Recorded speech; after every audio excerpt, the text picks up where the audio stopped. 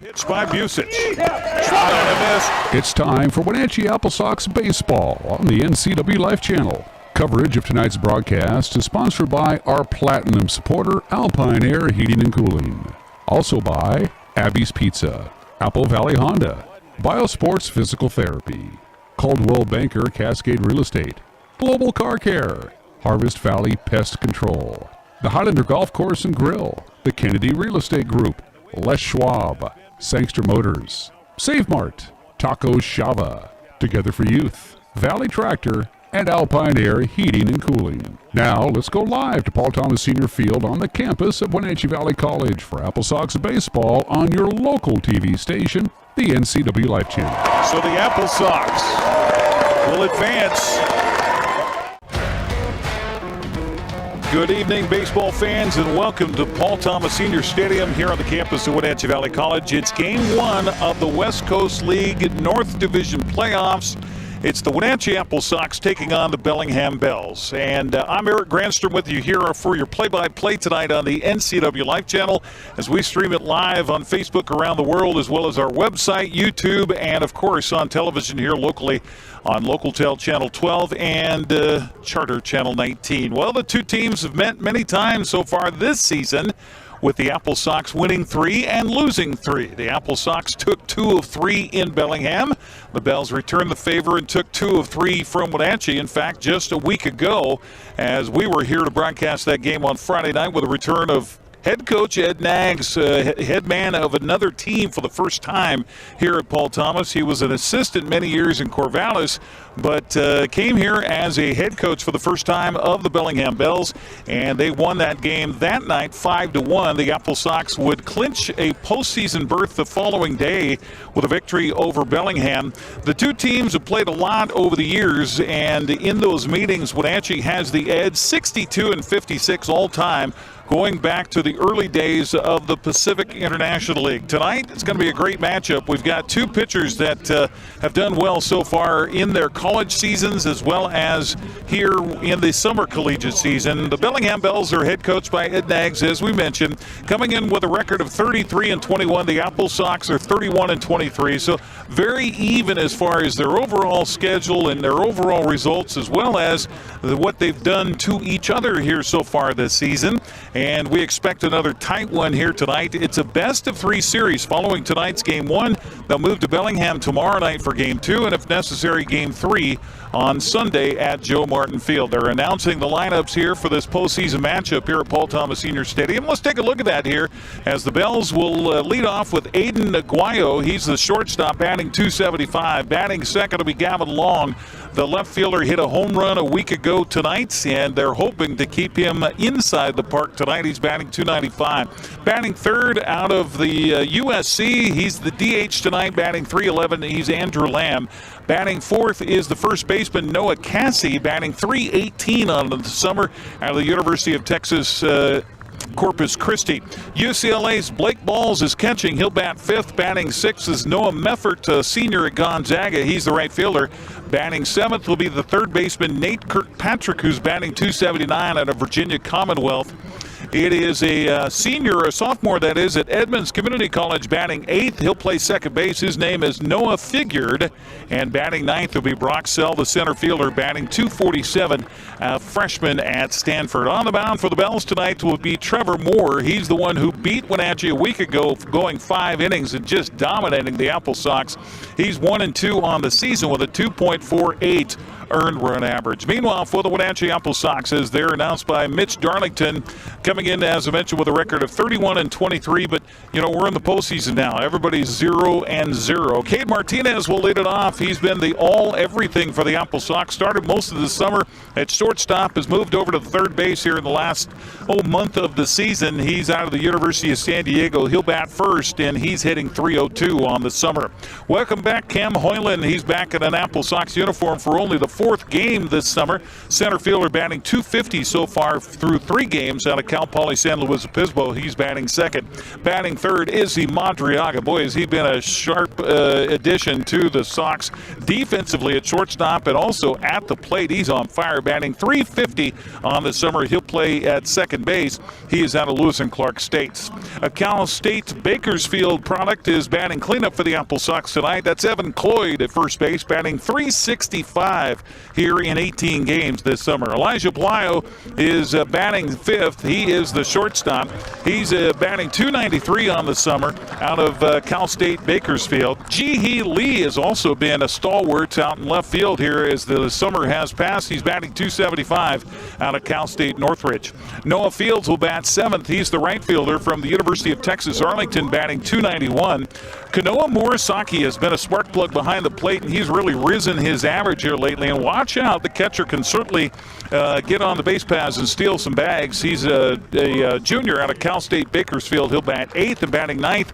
The DH tonight is Theo Kim out of the University of California, Irvine. He's batting .239. Meanwhile, on the mound for the Apple Sox will be Evan Canfield with an 0-run record and a 2.45 earned run average out of Lewis and Clark State. He's a junior there, 6'3", 210 pounds. So those are the starting lineups as we get ready for Game 1 tonight here of the North Division playoffs. The other Game 1 tonight features the Edmonton Riverhawks and the Victoria Harbor Cats. Game 1 for that series is in Victoria, with the Harbor Cats getting the number 3 seed and winning the second half title in the North Division. Edmonton, and boy, they've played a lot of baseball. If that game goes 3 games in that series, they'll have played 7 times in the last week and a half between those two ball clubs. That's a lot of baseball between two. For the Apple Sox, it's all about getting off to a fast start offensively here this season. Wenatchee, in the second inning this season overall, has scored 45 runs to 12 for their opponents. If they can get out early and strong, then that usually bodes well for the Apple Sox. Their biggest inning output on the season has been the 4th. Here at home, the Apple Sox have scored 27 runs at home. They've scored 18 on the road. That's 55 runs scored in that 4th inning. So the Apple Sox hoping to get things going early. They have the tendency to give up runs late, so they're hoping that the game is out of reach by then, so they don't have to worry about the bullpen so much. So the Apple Sox being announced in front of the third base dugout, in front of a good crowd here on hand tonight. This will be the final game of the season here, played at Paul Thomas. No matter what happens, if the Apple Sox go on to beat Bellingham and advance to the North Division Championship, that game will be played either at Victoria or Edmonton, since they're the higher seed and have better records. Meanwhile, if the Apple Sox are able to get past that and get to the championship as they did a year ago against Portland, they would face that South Division team on the road for the championship. But a long way to go between now and then, and Apple Sox fans are hoping for good things here in the postseason as it begins tonight here on the NCWLIFE channel. They are continuing the lineup announcements here in front of the home crowd, and we're happy that you can join us here on the NCWLIFE channel.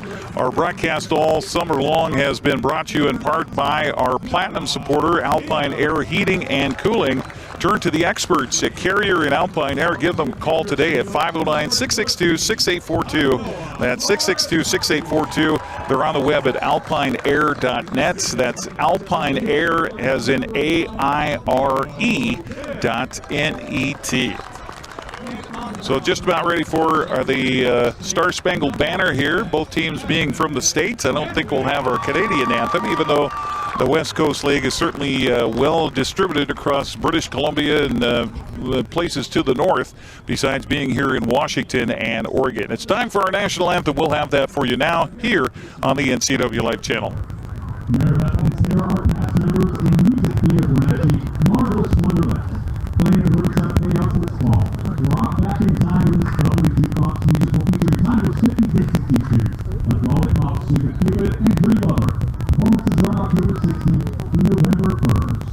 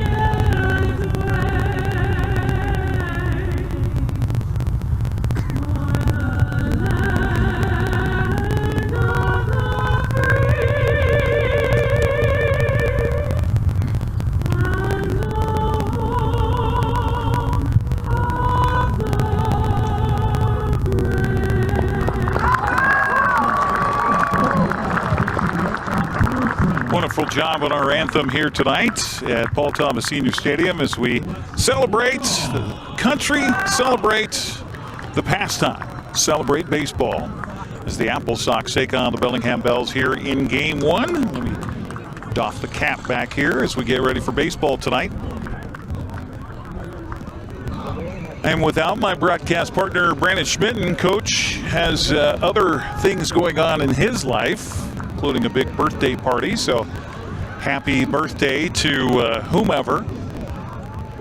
I will be attending a 40th wedding anniversary tomorrow up in Manson, so looking forward to that. Says we celebrate one inning a summer right here, 3 outs at a time.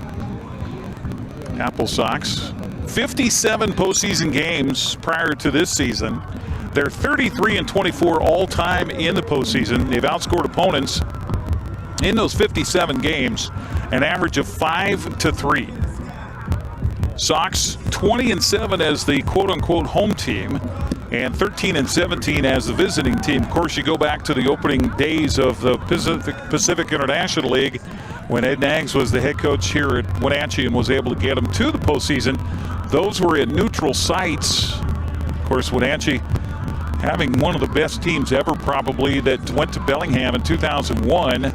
and had a chance to do some damage in the postseason, but unfortunately because of a roster gaffe going into the tournament at Joe Martin Field in Bellingham, Wenatchee had to forfeit the first game it was to play, and they would lose to Seattle after that and be 2 and gone. But Wenatchee has certainly found their footing since and have done very well for themselves with 5 championships. All of those going back to the PIL days, and all those under Ed Nags, by the way. So the Apple Sox trying to get something else for Mitch Darlington, who, by the way, is the first coach in Apple Sox history to take his club to the postseason for 4 of his first 4 seasons. So congratulations to Mitch. Apple Sox also with a 32-win season.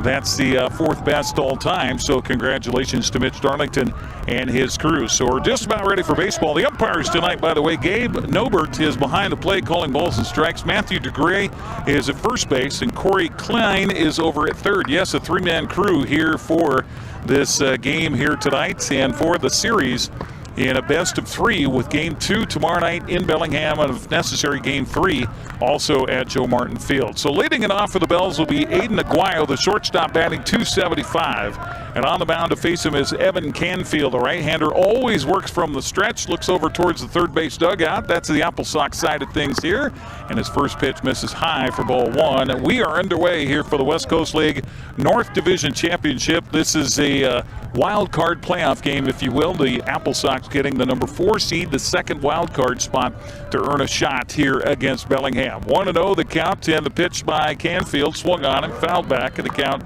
even at 1 ball and 1 strike. Aguayo is definitely a threat when he gets on the base paths. He's got 22 stolen bases on the summer. So if you're Evan Canfield here, you want to try to figure out a way to retire the top end of their order because they can do some damage. Gavin Long waiting on deck hit a home run a week ago here on a Friday night. This pitch is pretty good speed to it, but misses. And the count goes to 2-1 on Aguayo. We'll talk more about the starter for Bellingham coming up as the Apple Sox head to the plate in the bottom half of the first inning. Bells got off to an early lead in the game of Friday ago, a week ago, with a solo home run by Gavin Long in the first inning, and would go on for the 5-1 victory. Wenatchee would come back and win the following night and secure themselves a spot here in the postseason, and then fall on Sunday by a score of 10-5 as Bellingham broke open a tie game with 7 runs in the 8th inning and would go on for the 10-5 win. Pitch by Canfield swung on and hit in the air, and that's going to go over the shortstop into center field for a base hit. So a leadoff base hit by Aguayo, and Bellingham very, very aggressive. Ed Nag style of baseball on the pass. And Nags going through the signs in the third base coach's box as Gavin Long will step to the plate. Gavin with 21 RBIs, 3 home runs, one of which last Friday here in this ballpark. The wind that night was blowing in from right, and look at that, it's blowing in from right again. Canfield with a runner behind him at first base. Pitch to the plate is a little outside for ball 1, 1-0 the count. So a little difficult time for Evan Canfield to find the strike zone right now for the Wenatchee Apple Sox starter. Canfield making his 4th appearance and 4th start of the summer for the Apple Sox in his 11 innings. He's got 14 strikeouts and 5 walks, so he doesn't walk often. The 1-0 pitch by Canfield on the way to the plate is a curveball missing low. Nice stop by Kanoa Morisaki, in the count 2-0 on Gavin Long. Morisaki behind the plate. You've got Evan Cloyd over at first base, Izzy Madriaga at second, Elijah Palayo at shortstop, and Cade Martinez at third. Jihee Lee is out in left field, Cam Hoyland in center, and Noah Fields out in right field. Kind of interesting with the first name of Noah, evidently very popular when these youngsters were born by their parents anyway. We've got 3 Noahs in the starting lineup for both clubs tonight. Pitch here is a bunt attempt, and it's right back in front of the plate. Morisaki throws, low throw, can't be dug out over there. And runners at first and second safe. That was a beautiful bunt by Gavin Long. Now, if my broadcast partner were here, he'd say that should be an out. I'm going to give him an infield base hit on that. So runners at first and second here for Aguayo and Long, and that'll bring up Andrew Lamb. Lamb batting .311 on the summer. He's got a lot of RBIs, 26, a chance to pick up some here, but he also has 27 strikeouts. So he is a swing and miss proponent at the plate. Infield drawn in on the corners here for the Apple Sox, trying to get the double play. Maybe expecting another bunt with nobody out and 2 aboard. Canfield's pitch on the way is taken for a ball outside with a fastball. 1-0 the count to Lamb. Lamb, a junior from USC. Ed Nags makes his home for the majority of the season down in the Los Angeles area. And so you see that reflected in his recruiting here for Bellingham this summer. Canfield set. Here's the right-hander's pitch. Is squaring to bunt is the batter Lamb. He'll take the pitch, and it's a strike cold, and the count even at 1-1 strike. Again, Gabe Nobert behind the plate calling balls and strikes. Matthew DeGray over at first base, and Corey Klein at third base. 1-1 the count to Lamb with runners at first and second. Scoreless top of the first here. Game 1 of the West Coast League divisional playoffs. Pitch on the way is a bunt attempt. He'll square and take it, and the pitch misses high and away for a ball. 2-1 the count. Our 3-man crew here, the umpire from third base will go over behind the mound on the shortstop side, third base side of behind the mound, if you will, to watch the base paths. First base umpire stays right on the line. Pitch on the way to the plate, swung on and fouled back, and the count goes even here to Andrew Lamb at 2 balls and 2 strikes. Looking at the opposition here for the summer here at Paul Thomas Senior Stadium, the opposition has scored 12 times in the first inning, averaging just under 5 runs per game here at Paul Thomas. Bellingham hoping to strike first here in the first with 2 aboard and nobody out. The 2-2 pitch after a couple of looks over his shoulder by Canfield, swung on and a fly ball past the diving second baseman, and the ball will come into the infield. Nice attempt over there by Madriaga. He just couldn't get to it because he was have to pay attention to the runner on the base pass. So back-to-back base hits here for Bellingham. Loads the bases for Noah Cassie. Cassie, a 6'3", 215-pound junior from the University of Texas Corpus Christi, batting .318 on the summer. He also has walked 22 times.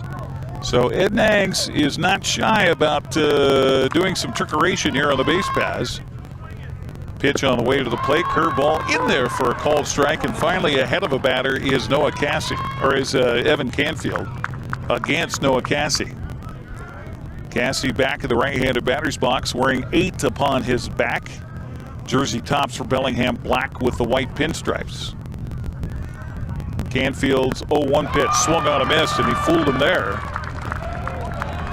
as Cassie was behind that hefty fastball from Evan Canfield. The count now 0-2. Again, Canfield with 14 strikeouts coming in his 11 innings. He would love to get a strikeout right here, put the double play on, and get out of this unscathed. Pitch on the way to the plate. Swung on a fly ball to left field. This is back deep, and it is foul ball. Foul ball. Bellingham was rounding the bases thinking it was extra bases, but no. Good job by Jihi Lee out there left field to help out the umpiring crew. And so that's just a long foul ball. The count remains at 0 balls and 2 strikes.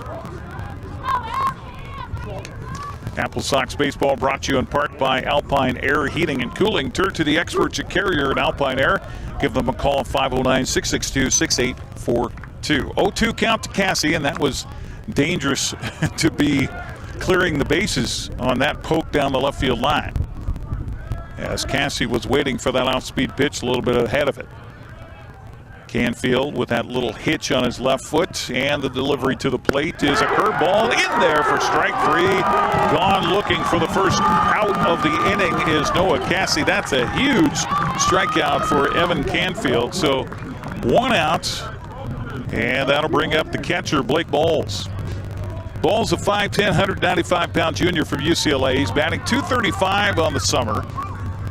A lot of walks, 25 walks, but also quite a few strikeouts, 17 strikeouts. So Evan Canfield would love to get 2 back-to-back here. Take the pressure off the infield. Infield still in on the corners with 1 out now, and the bases loaded. Pitch on the way. Curveball misses low for ball 1.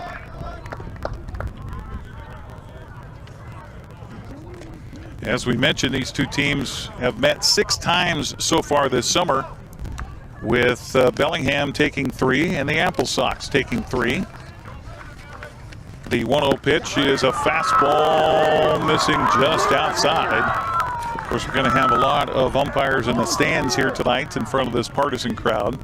Apple Sox in Bellingham won Game 1 of the series back on June 24th, 8-3. The Bells came back, won Game 2 the following night on Saturday in Bellingham, 15-2, and then the Apple Sox took Game 3 on June 26th, 3-2. Theo Kim with a big game-winning hit in that one. Pitch on the way, swung on and a fly ball to left field. Ji-Hee Lee over to his right will field and throw after the runner from third tags. They're going to score a run, and the Apple Sox now trail Bellingham 1-0 on the sacrifice fly and the RBI by Blake Bowles. So F7 on the putout. That's the second out of the inning, as Aguayo comes home to score the first run of the ball game. Gavin Long stays at second base. Over at first base, Andrew Lamb. That'll bring up the right fielder, Noah Meffert. Meffert, a 6'2", 200-pound senior from Gonzaga, batting .302 on the summer for the Bells. Pitch on the way to him is a curveball low. Good stop by Morisaki, and the count 1-0. The series between Bellingham and Wenatchee moved to here at Paul Thomas last weekend, Friday, Saturday, Sunday, with Bellingham taking 2 of 3. The Bells took Game 1, a broadcast right here live on the NCWLIFE channel, 5-1. The Sox came back the following night and won 5-4. This pitch swung on and fouled back, and the count even now to Meffert at 1 ball and 1 strike. Bells took the final game of the series on Sunday, August 3rd, 10-5. Before Wenatchee headed to Kelowna to wrap up the regular season on the road. Good to hear Joel Norman back on the call on Sunny FM as he surprised the coaching staff in Kelowna as they arrived to the hotel. They had no idea that Joel was going to be there. The 1-1 pitch from Evan Canfield with 2 aboard, 1 in, 2 outs, swung on and missed. He was behind that fastball, and the count goes to a ball and 2 strikes. Aguayo got aboard on a base hit to start off the ball game. He came around and scored on the sacrifice fly RBI by Blake Bowles. That's where we are right now at 1-0 with 2 on and 2 outs here in the top half of the first inning.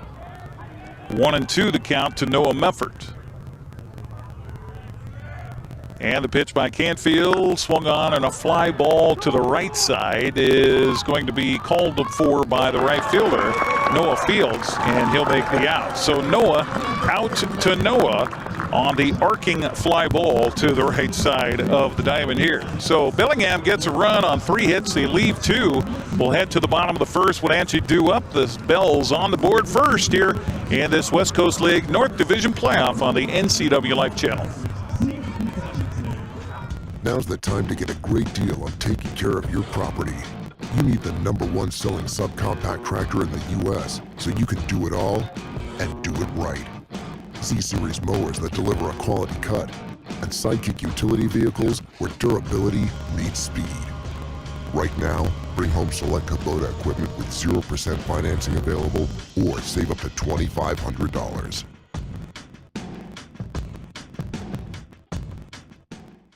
Welcome to the summer of good. Good people, good taste, good vibes, and good, well, everything. When you're ready for some old-fashioned good, Abby's is your place. We've been celebrating summers around the PNW for over 60 years. At Abby's, good is a legendary tradition. Some people say pineapple doesn't belong on pizza. Well, those people have obviously never tried Abby's Big Hawaiian, featuring loads of Canadian bacon and Dole pineapple. Right now at Abby's.com, order this juicy, cheesy, and legendary pizza at a mouth-watering price. Celebrate the summer of good with an Abby's Big Hawaiian. Apple Sox baseball on the NCWLIFE channel, brought to you in part by Abby's Pizza. For more than 50 years, Abby's has proudly served the Northwest with toppings to the edge. 100% real cheese and freshly rolled dough. Order online at abbys.com. Thanks for joining us here tonight on the NCWLIFE channel, bringing you game one of the best of three first-round series here in the West Coast League North Division playoffs between the old foes of Bellingham Bells and the Wenatchee Apple Sox. Bellingham getting 3 hits back-to-back and scoring a run in the first on a sacrifice fly. Now the Apple Sox coming to the plates with Cade Martinez, Cam Hoyland, and Izzy Madriaga.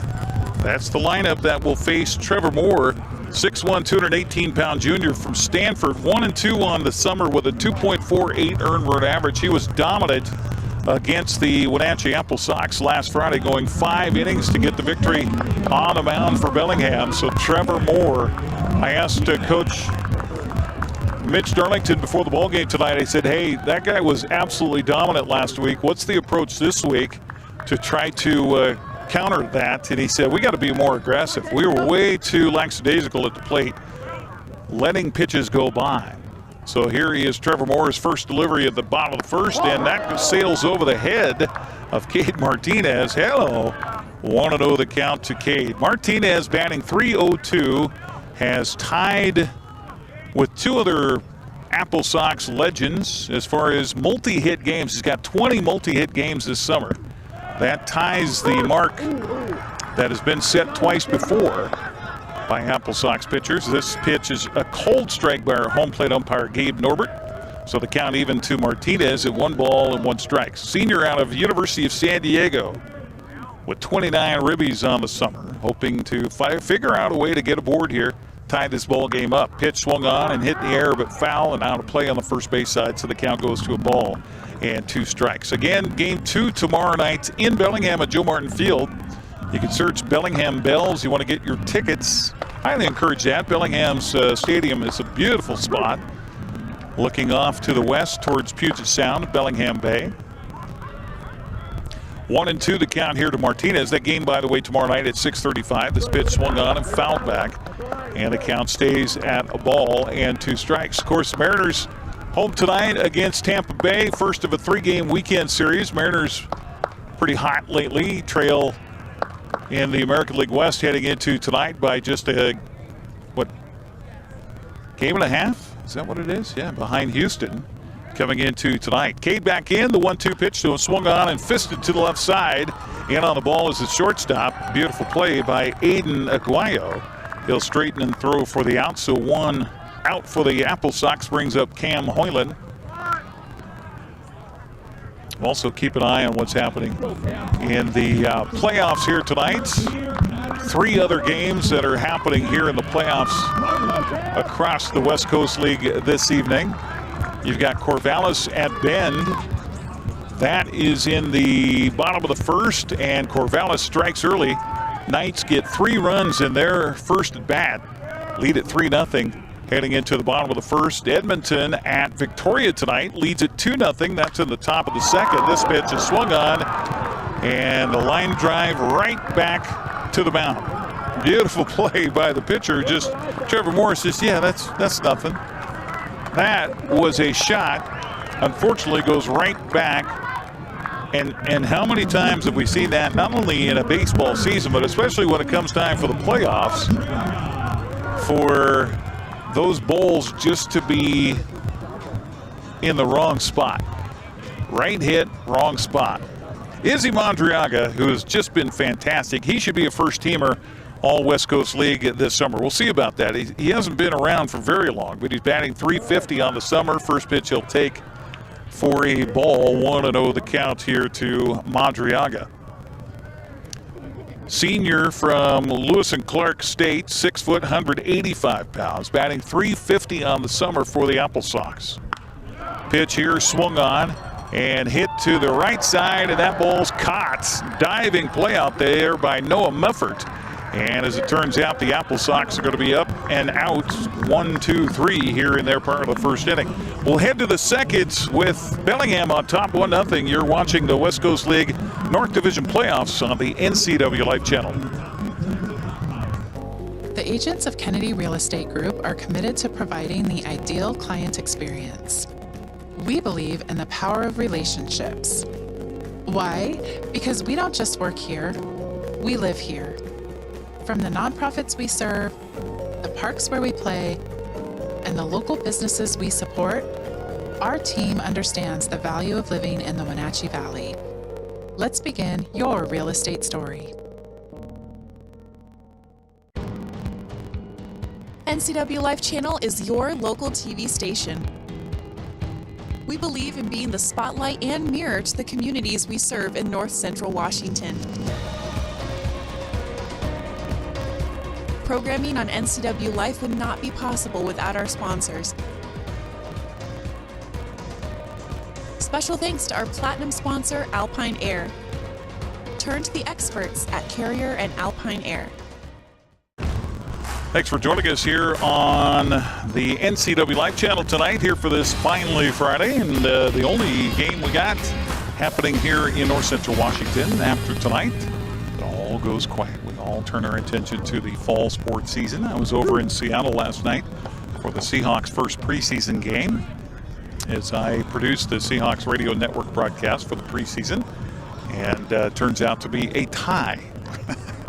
I know, it's no overtime in the preseason anymore, and they don't want people getting hurt. So as a result, if it's tied at the end of regulation, that's where it ends. And that was the case last night with Seattle and the Raiders finishing with a 23-23 tie. This one will go extra, I promise, if it gets there. This has to be determined and has to be settled here tonight, game one of the West Coast League North Division playoffs. Nate Kirkpatrick leads it off here against Evan Canfield, and his off-speed pitch is a little outside for ball one.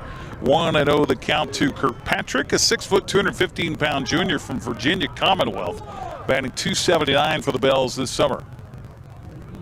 Canfield's 1-0 pitch misses high for ball two.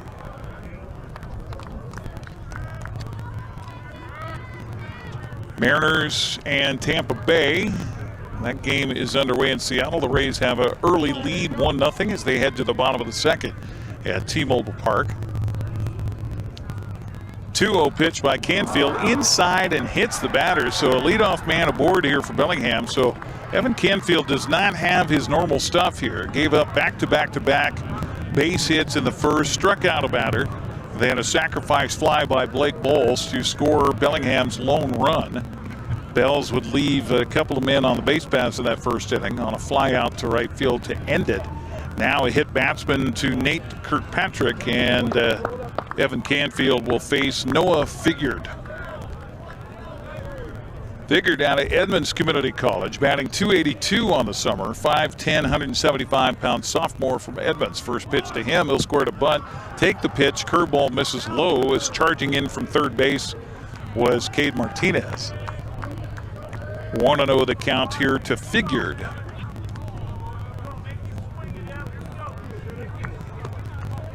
Other game tonight, it's Marion Berries at home tonight, hosting Portland.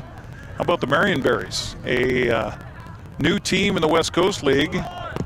Bunt attempt here is bouncing off the plate and then came up and hit the batter. That's an out. The coach for the Apple Sox, Mitch Darlington, saying that's an out because he hit the ball out of the batter's box, which is true. The last place the ball hit before it went in the air and hit the batter sounded like the plate, but may not have been. So 1-1 the count to Figured here as he's back in the right-handed batter's box to see if he squares to bunt again. Man with number 1 on his back will square to bunt. Canfield was going to throw over to the bag at first. Close play over there, but not in time.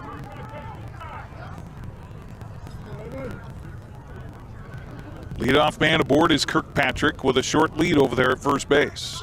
Again, here in summer collegiate baseball, there's no maximum amount of times that the pitcher can throw over to first base. Pitch on the way to the plate, squared the bunt, popped it up. Third baseman catches it. Beautiful job by Cade Martinez. Gold glover, if you will, for the Apple Sox, both at shortstop and at third base here. The pop bunt He was straddling the foul line. That could have been a foul ball had he let it go, but I mean, he's right there. Why not catch it for the out? So he does. So a pop out to first base on the bunt attempt, or to third base, that is. Brock Sell, the number 9 hitter, will now step up. Center fielder batting .247 on the summer. So Bellingham can't get the bunt done, and the pitch on the way is in there for a strike on the off speed. 0-1 to Brock Sell. 6'1", 185-pound freshman from Stanford. He strikes out a lot. He also walks a lot. 37 walks on the summer and 40 strikeouts for the man at the plate right here. Evan Canfield would love to get strikeout number 2. 0-1 the count to him. Canfield with a deliberate now throw over to the bag at first, and no tag applied by Evan Cloyd over there.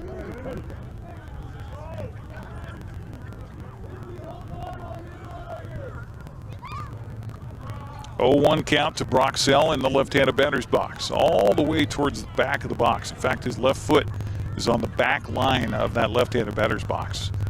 Runner from first goes. The pitch swung on a ground to Madriaga. His only play is to first, and they'll get the sure out there. So 4-3 on the putouts. Down to second base on the play goes Kirkpatrick, and back to the top of the order for shortstop Aiden Aguayo. Aguayo scored the game's only run in the first after he got aboard on a base hit over the shortstop Elijah DePlaio out to Jiheed Lee out there in left field.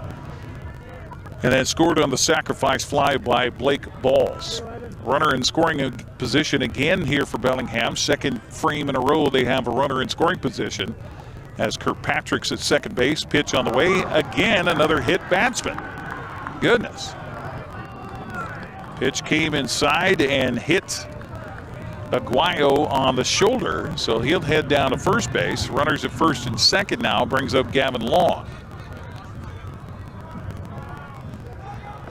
One of those games where every out is so important and every free pass could result in disaster. Canfield will try to shrug this off. Pitch on the way is a little outside for a ball to Gavin Long. 1-0 the count. Gavin tried to lay down a bunt. He did, right back towards the mound. Catcher Kanoa Morisaki came out to field it. Throw to first base a little bit low. Couldn't be dug out over there by Evan Cloyd. I gave Long a infield base hit on the bunt. Looks like they have done that on the scoreboard as well. Second pitch in to Gavin Long, misses for ball 2. 2-0 the count to a man who is very dangerous at the plate. Although left-hander with the wind blowing in slightly from right field here at the ballpark tonight. 2-0 the count to him with 2 outs in the inning. Runners at first and second stay. The pitch on the way is missing, I guess, outside again. And the count goes to 3-0 on Gavin Long. Well, you've got your whole stable of pitchers fairly well rested for both teams as the season wrapped up on Wednesday. Had yesterday off and now ready to go today. Of course, Coach Mitch Darlington hoping that Evan Canfield will be able to get him 5 innings at least here tonight. This pitch is in there for a called strike, even though Gavin Long thought it was ball 4. And the count goes to 3-1. Good crowd on hand here tonight at Paul Thomas Senior Stadium for Game 1 of the best of 3 of the West Coast League North Division playoffs. So Kirkpatrick out at second base. He got aboard being hit by a pitch. So too is Aguayo at first. Pitch on the way. Inside and low for ball 4. So now the bases are loaded for the second inning in a row here for Bellingham. You got a contact hitter coming to the plate in Andrew Lamb, and you're going to have Morisaki come out along with Quincy Vassar as well as the rest of the infield to talk about what they want to do here defensively and what Evan Canfield might be doing here as far as his mechanics are concerned. Our broadcast here on the NCWLIFE channel brought to you in part tonight by Apple Valley Honda. Test drive a new Honda today at Apple Valley Honda. They're in East Wenatchee, committed to preserving the environment not only with fuel-efficient vehicles, but also with other eco-friendly actions and alternatives. Also by Biosports Physical Therapy, Aquatherapy, Sports Biomechanics, Orthopedic Physical Therapy, Orthotics, all you need to keep moving. Find them online at biosports.net, open Monday through Friday, 7 a.m. to 7 p.m. Happy finally Friday. It's the 8th of August, 2025. Nice day here in the Wenatchee Valley. Fairly cool temperatures for this time of the year. Normally, we're tickling the triple digits about now. Sounds like we might be up there by Sunday, as this series will move to Bellingham tomorrow, and if necessary, Game 3 Sunday in Bellingham as well. Andrew Lamb, base hit for him in the first, and the first pitch to us popped up behind home plate. Morisaki looks for it, but it goes just behind the netting here behind home plate. Foul ball, strike one. Lamb with a base hit past the diving Izzy Madriaga. Madriaga out there on the grass at second base and kind of hedging his bat over towards the first baseline. He's in shallow right field right now. 0-1 to count to Andrew Lamb with the bases jammed. Pitch on the way, curveball, misses for ball one. Fans here at Paul Thomas wanted that to be called a strike. By the way, there are quite a few Bellingham fans here that made the trip to cheer on the Bells tonight. Good to see them here, and hopefully we get some Apple Sox fans to go over to Bellingham tomorrow. I'll tell you, there's a worse place you can spend an afternoon or an evening. I don't know many better spots than at Joe Martin Field in Bellingham. 1-1 the count. The pitch on the way misses outside for ball two. 2-1 the count here to Gavin Long. It has been a struggle bus, as they say, for Mr. Canfield here so far for the Wenatchee Apple Sox. The junior from Lewis and Clark State trying to find the metal to get out of the inning. 2-1 count, and the pitch by Canfield to Lamb, swung on and fouled back, evens the count at 2 balls and 2 strikes. Canfield got a strikeout looking in the first, would just dearly love a strikeout here with the bases loaded, and that could jack up the offense on the other side for the Wenatchee Apple Sox. I know it would certainly jack up the fans here. Lamb back in the left-handed batter's box. Canfield, right-hander on the mound, working from the stretch. Deep breath out, pitch on the way, swung on and fouled back again. A lot of pitches thrown here in 2 innings by Canfield. They do have a right-hander warming up down in the bullpen, does Wenatchee. Canfield back and ready with a count 2-2 to Lamb. Bases full of Bells. Pitch swung on and fouled away. He just tried to stay alive on that one as it goes towards the Pepsi Picnic Pavilion here at the ballpark. Count stays at 2 balls and 2 strikes. By the way, I wanted to thank, there was some Apple Sox host family here today that were hosting a little pre-game barbecue and fed as many players as wanted to go over and grab something over on the first base dugout. They also fed our crew here tonight, so big thank you to them for that. This pitch misses high and away for a ball. 3-2 the count. They made me a dog even, so I had my Seattle dog before the game tonight with caramelized onions and cream cheese. Oh goodness, yeah, good stuff. 3-2 count, no place to put Lamb on the base paths, and the pitch by Canfield swung on and fouled away again. Spoiling it is Andrew Lamb. So the Marionberries, new franchise in the playoffs, and they lead Portland at home tonight 1-0. Boy, the Pickles have been something this summer. They tied Ridgefield for the most wins in a season by a West Coast League team this summer with 43. There comes the 3-2 pitch again, swung on a fly ball. It's going to be in for a base hit, going to score 2. Right fielder coming up with the ball, and Noah Fields will fire it in, and Bellingham leads it 3-0. Runners were going on the 3-2 pitch, so scoring easily is Kirkpatrick.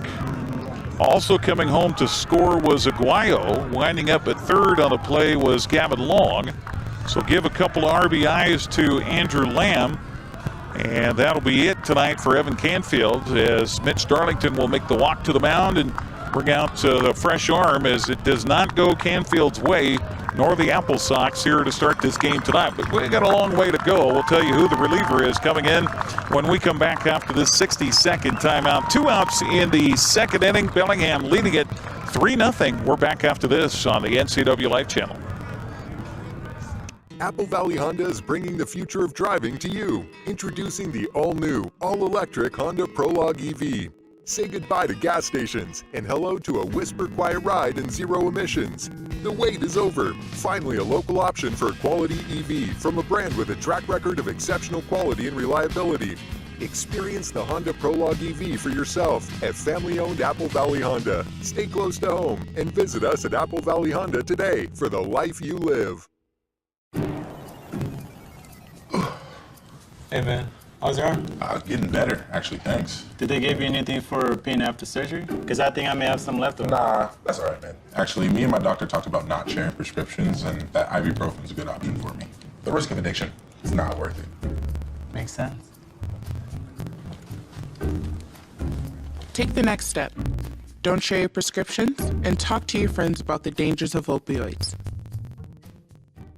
New pitcher into the ballgame for the Wenatchee Apple Sox. I'm sure that Mitch Darlington would love to use him tomorrow in a start, but no, Easton Brooks will come in, a 6'4", 195-pound sophomore from Utah Tech. He's got a 2-1 record this summer with a 2.33 earned run average.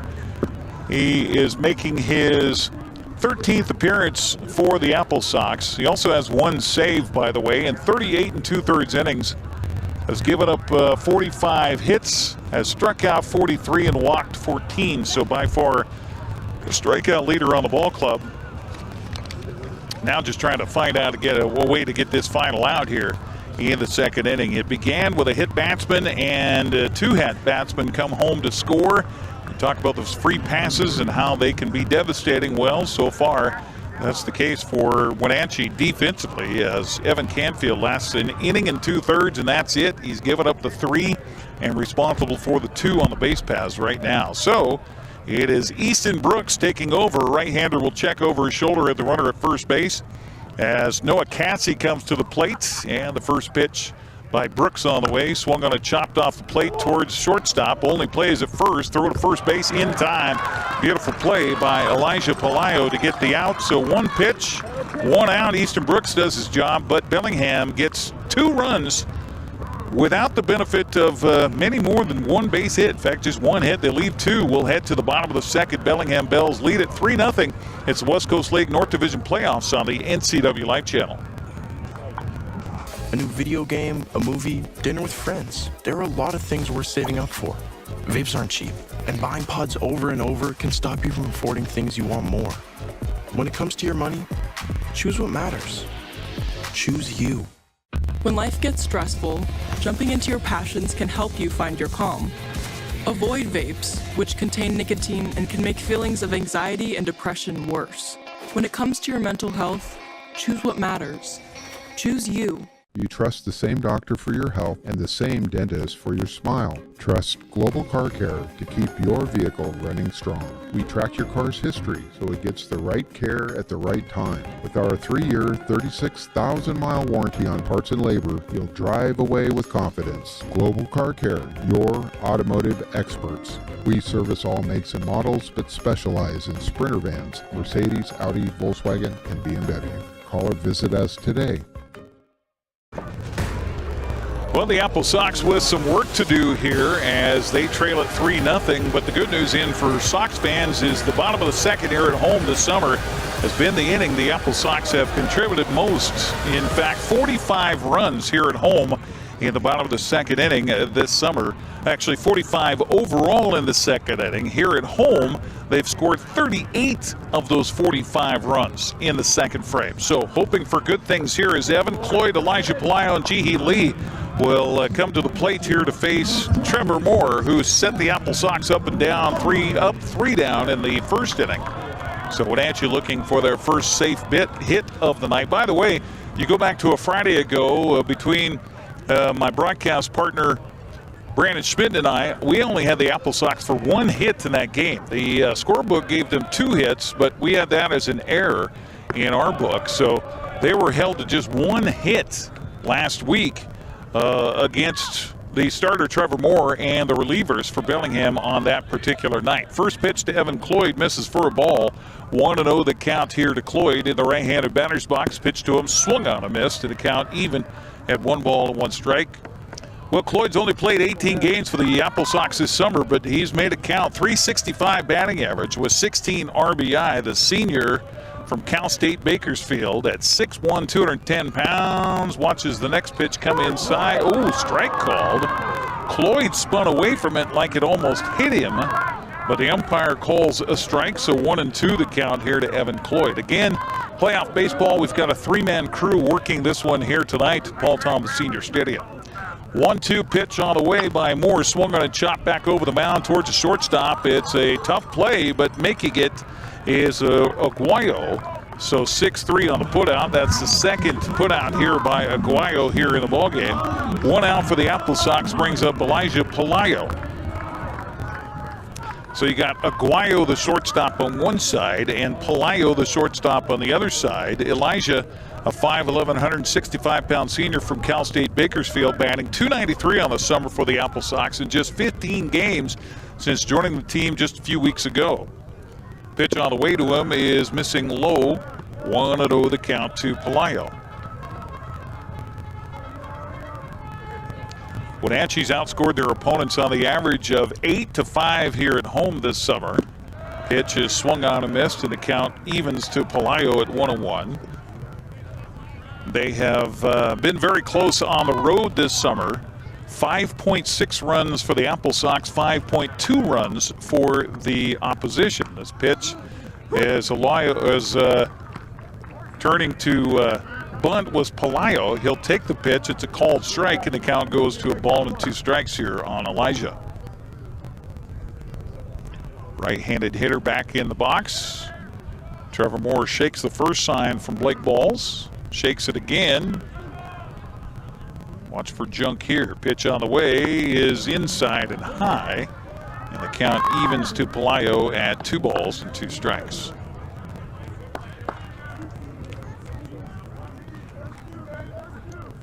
We'll keep you up to date on what's happening with the Mariners at home tonight as this pitch misses low for ball 3. So the count runs full to Pelayo. Good eye there at 3-2.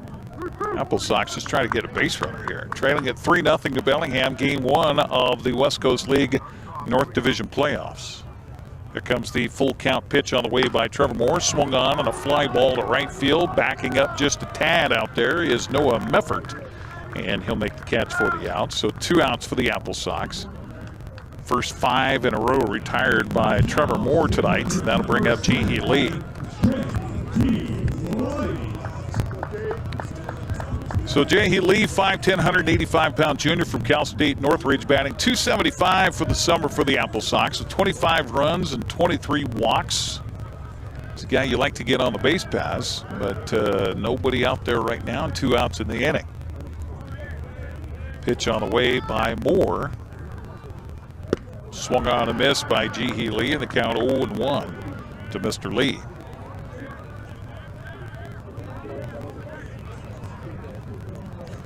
Bellingham raced out to a first half win in the West Coast League North Division this summer. This pitch is missing for a ball, evens the count to Lee at 1 ball and 1 strike. Wenatchee looked like they were firmly going to just take that first half title, but then hit a bump in the road towards the latter portion of that first half. Bellingham caught and surpassed Wenatchee to take the first half title. Swing and a miss here by Lee, and the count goes to a ball and 2 strikes. Hefty fastball there from Trevor Moore.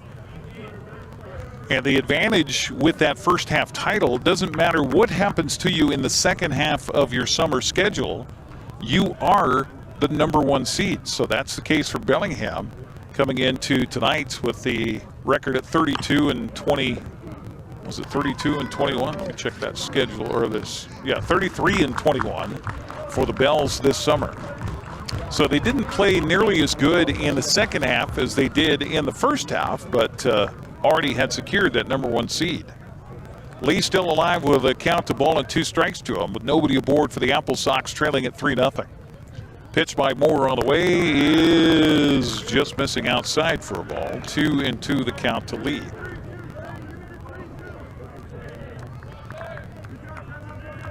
So Pelayo worked the base, or worked the count full. That's the first full count batter of the night for Trevor Moore. 2-2 the count here, and the pitch on the way to Lee, barely getting a piece of that fastball, and fouling it back was G.H. Lee, so the count remains at 2 balls and 2 strikes.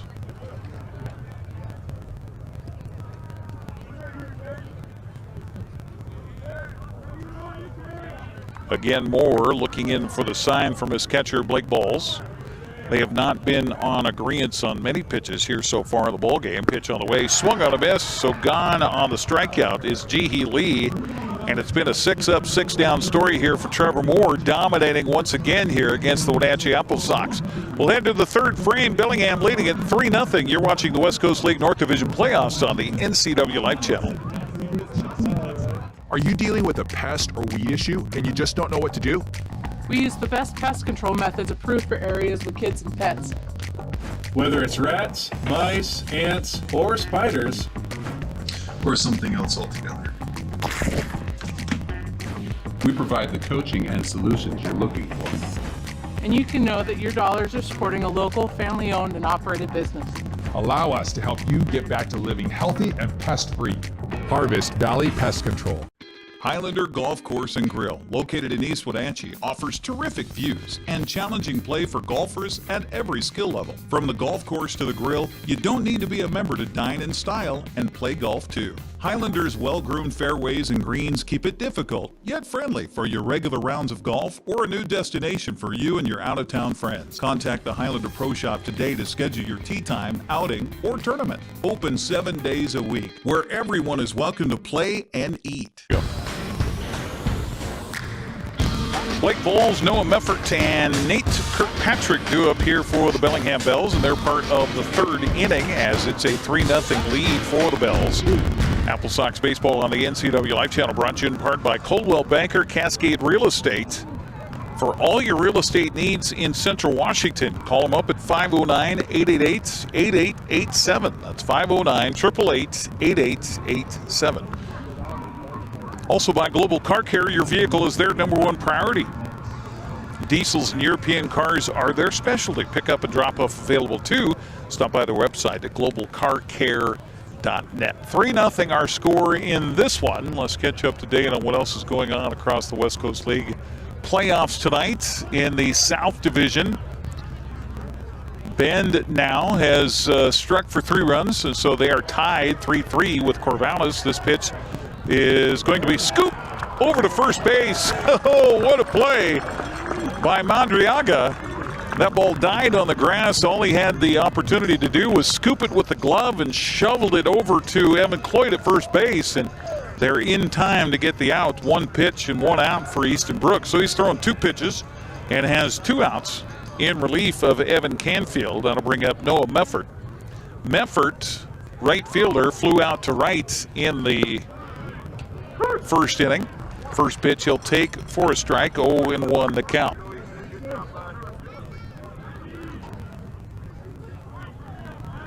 Easton Brooks again working in relief here for the Wenatchee Apple Sox. And the pitch on the way by the right-hander is in for a called strike, and the count quickly 0-2 on Meffert. So Bend and Corvallis all tied at 3-3. That's in the top of the third. Also in the South Division tonight, Portland's on the road at Marionberries and have scored a couple of runs now in the top of the fourth. They lead it 2-1 over Marionberries. The 0-2 pitch swung on, a line drive caught by first baseman Evan Cloyd, reaching up for the elevator catch. And the outs. Put a star next to that one by Evan Cloyd. So 2 defensive gems in a row, and that'll bring up Nate Kirkpatrick. Hit by a pitch to lead off the second, would come around and score on the 2-run single by Andrew Lamb. Bellingham scored a run in the first on a sacrifice fly RBI, and then added 2 more in the second. That's where we are right now, 3-0. Pulling the string on that one was Easton Brooks. Way out in front was Kirkpatrick in the count 0-1 on the Bells' third baseman. Brooks ready, and Easton's 0-1 pitch. Off speed, outside, missing for a ball. 1-1 the count. In the North Division tonight, aside from this game right here, you've got Edmonton, and Victoria. So far, the Riverhawks, a shutout, lead 3-0 That's in the bottom of the 4th. Pitch here swung on and missed.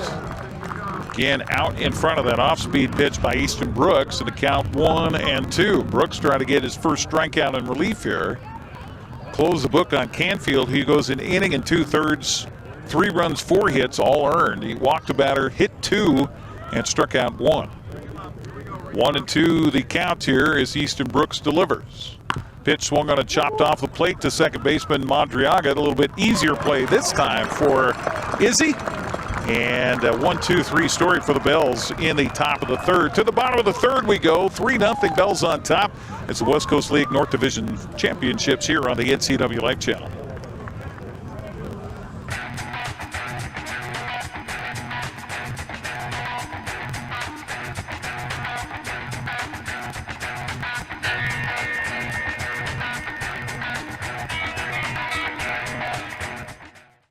There's no place like home, because home is where we're totally comfortable. It's where we can be ourselves and let our guards down. It's where we make memories, and we're always imagining new ways to keep it totally comfortable. Carrier, total comfort, totally happy. Call Alpine Air Heating and Cooling today. Your comfort is their priority.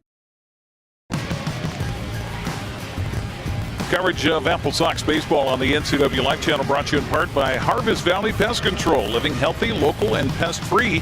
You can rest assured Harvest Valley Pest Control uses kid and pet-safe material around your home or office.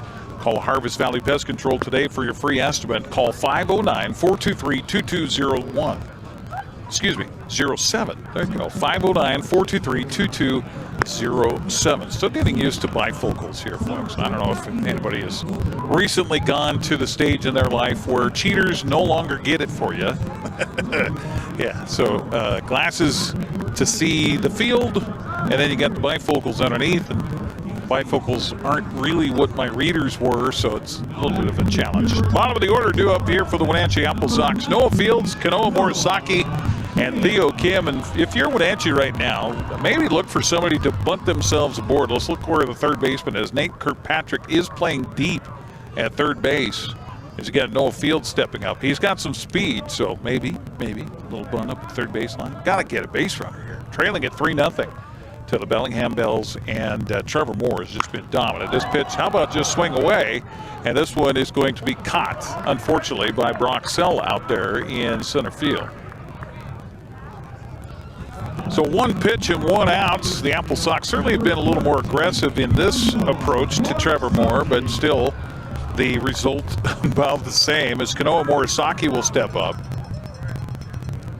Kanoa is batting .233 on the summer, and that's really improved here from just several weeks ago, where he was down in the 100s.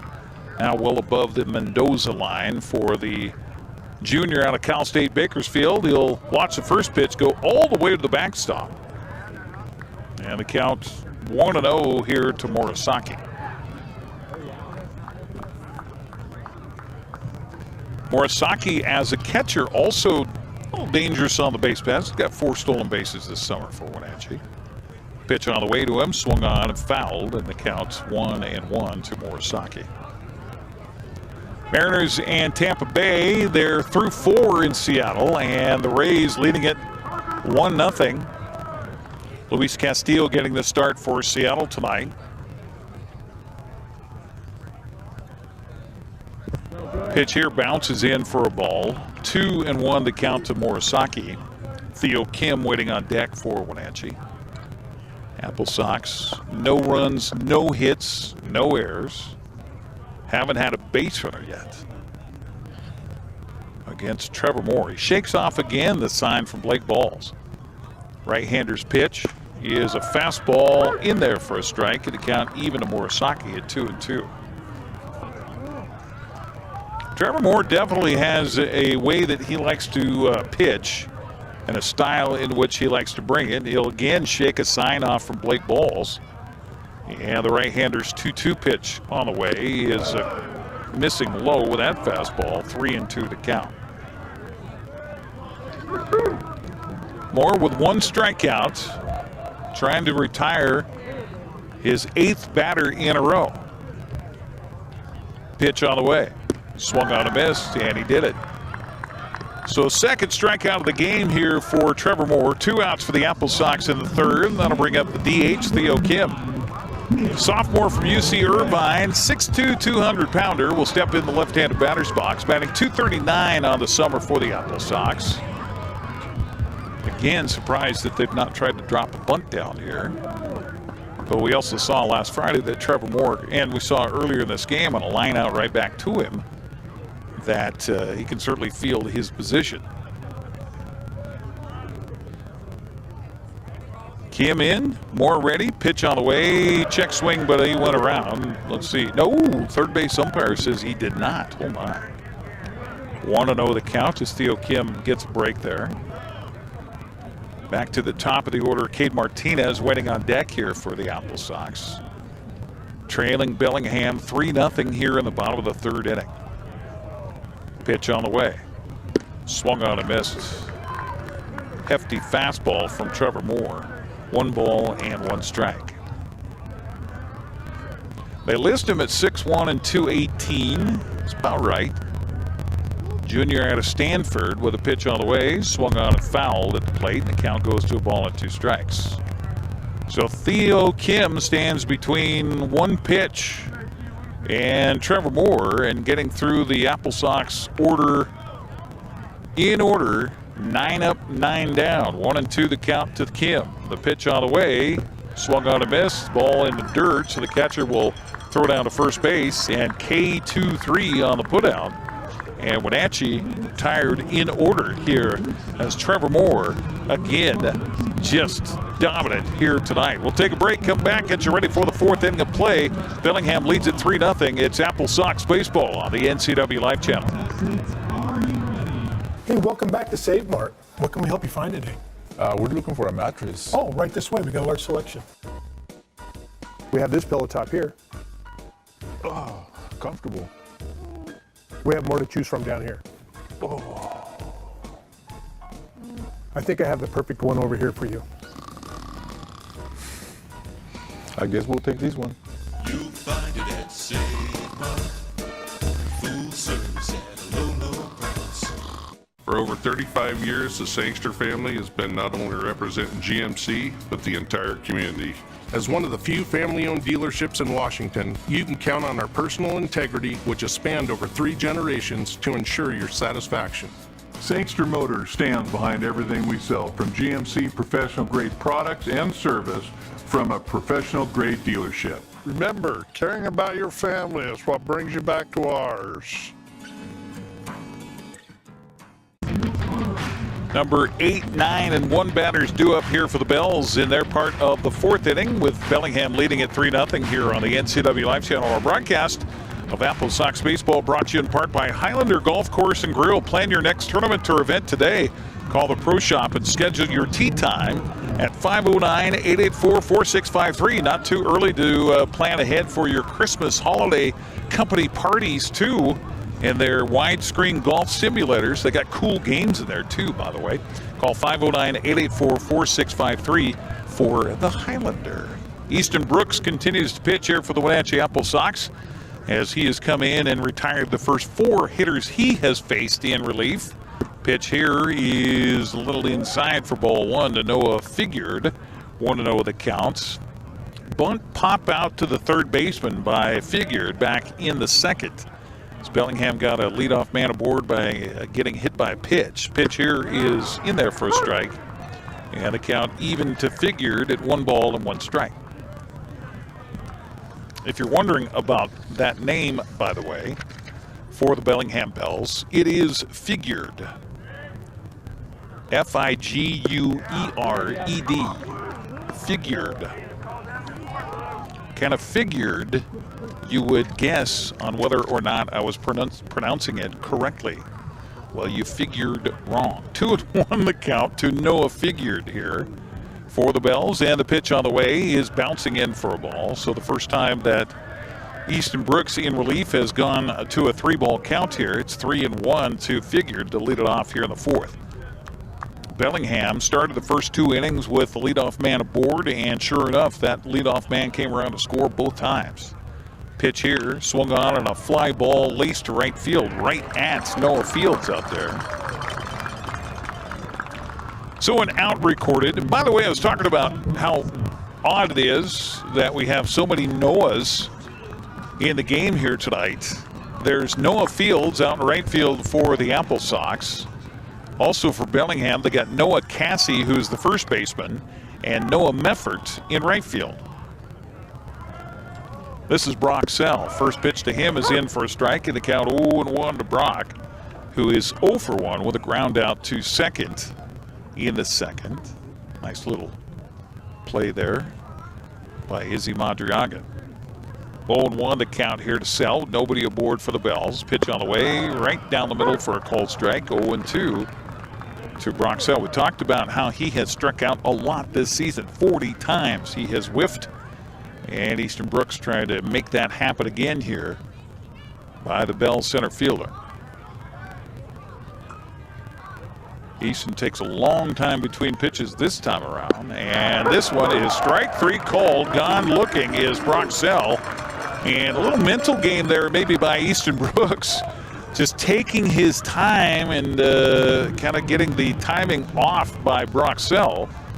So 2 up, 2 down for the Bells. Back to the top of the order for Aiden Aguayo. Aiden has scored 2 of Bellingham's 3 runs tonight.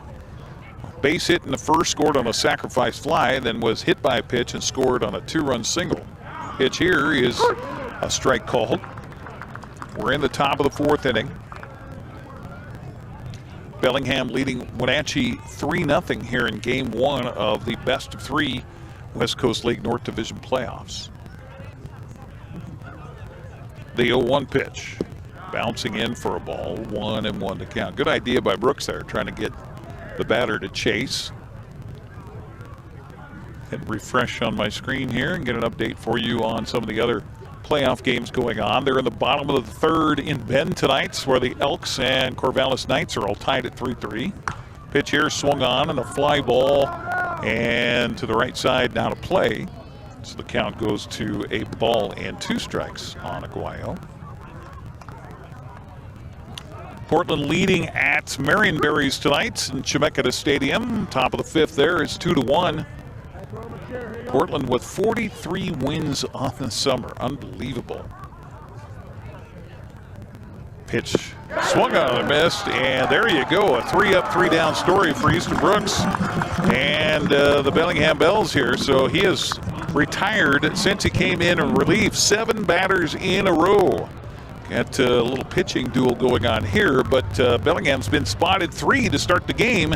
That's where we are as we head to the bottom of the 4th inning. Bells on top 3-0. It's Apple Sox baseball on the NCWLIFE channel. At Kennedy Group, we understand that buying and selling is more than a transaction, and it's more than just a house. This is where you will gather with friends and family, and where a lifetime of memories will be made. But buying a home is more than memories. Oftentimes, it's your biggest financial decision. The agents at Kennedy Group understand this and provide real estate advice based on your goals and dreams. Call us today, and let's find your happy place. Les Schwab changed the tire game more than 70 years ago. Today, we still believe you should get more from less. Like more hustle, less hassle. More of the best service around, less of the runaround. Because we include America's best tire warranty in every tire we sell. So you get more unbeatable warranty, less charging you extra. It's why we're more than proud to say, you get more from less. Welcome back here to Paul Thomas Senior Stadium as the Apple Sox trail the Bellingham Bells by a score of 3-0. As it's back to the top of the order for the Apple Sox here in the bottom of the 4th. Cade Martinez, Cam Hoyland, and Izzy Madriaga will have the task of trying to figure out this guy on the mound who's been unfigurable so far. Going along with our figured theme tonight. Our broadcast brought to you by Kennedy Real Estate Group. They're more than selling houses, they're building communities. Buying or selling? Call Kennedy Real Estate Group today. They're online at kennedygroup.com. That's spelled K-E-N-A-D-Y group.com. So here they go. Trevor Moore, 9 up, 9 down as we head to the bottom of the 4th inning. Pitch to Cade Martinez. Off speed, across for a strike, 0-1 the count. Cade grounded out to shortstop Aiden Aguayo back in the first. Apple Sox have put the ball in play tonight, just right at bodies. Pitch here swung on and fouled at the plate, and it counts 0-2.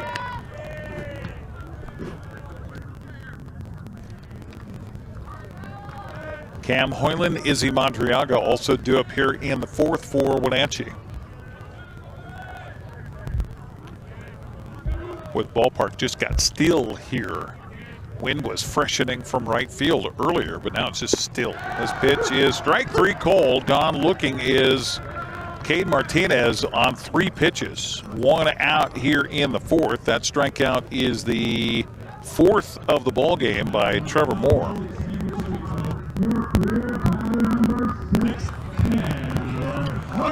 So the Apple Sox faced Moore back just a week ago. He went 5 innings. Our book said he only gave up 1 hit. The official scorebook gave him 2. He struck out 3 on the night and walked 1 in his 19 batters faced. Prior to that, against Victoria, he took a loss going 5 innings, allowing 2 runs. This pitch misses outside for a ball. Those 2 runs came on 3 hits against Victoria.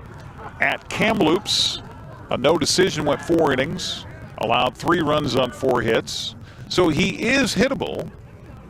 Wenatchee just finally figured out a way to do that. So only in our books a 2nd hit by the Apple Sox off of Trevor Moore in the last week.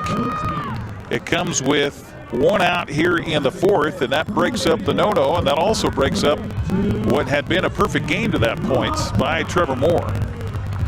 So the Apple Sox finally have a base runner on the paths as Izzy Madriaga, the hottest hitter for the Apple Sox, steps up after lining out to right in the first.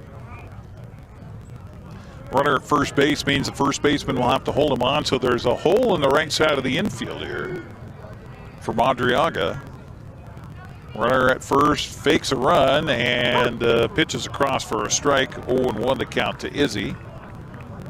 Blake Bowles jumped out of his crouch as that ball came to him and looked down towards first base, maybe thinking of a throw down there. Cam Hoyland with the base hit for the Apple Sox over there at first. 0-1 the count to Madriaga. And they got the pickoff move at first, now a rundown, and the runner going to be safe at second base. How about that? The shortstop, Aguayo, came in to cover, but he was not in the base pass, so Cam Hoyland with a heads-up play just kept on running towards second base, and he slides in head first safely. So that'll go down as a stolen base. Apple Sox now with a runner in scoring position. All it takes is 1. That could lead to more. Could open the faucet here in the 4th. Madriaga with the count 0-1 to him, and the pitch by Moore on the way. Bounces in for a ball. Good eye by Izzy. And the count evens at 1-1 strike. Cam Hoyland, beautiful job on the base pass there as he looked like dead to rights as the pitcher. Beautiful move over to the bag at first, but then the throw from Noah Cassie goes to Aguayo, and he was off the bag on the third base side of second base, and Cam Hoyland just kept chugging and is able to get the stolen base. Swing and a miss here on a pitch in the dirt by Madriaga. He was fooled on that one, so the count in favor of the pitcher, Trevor Moore, had a ball at 2 strikes.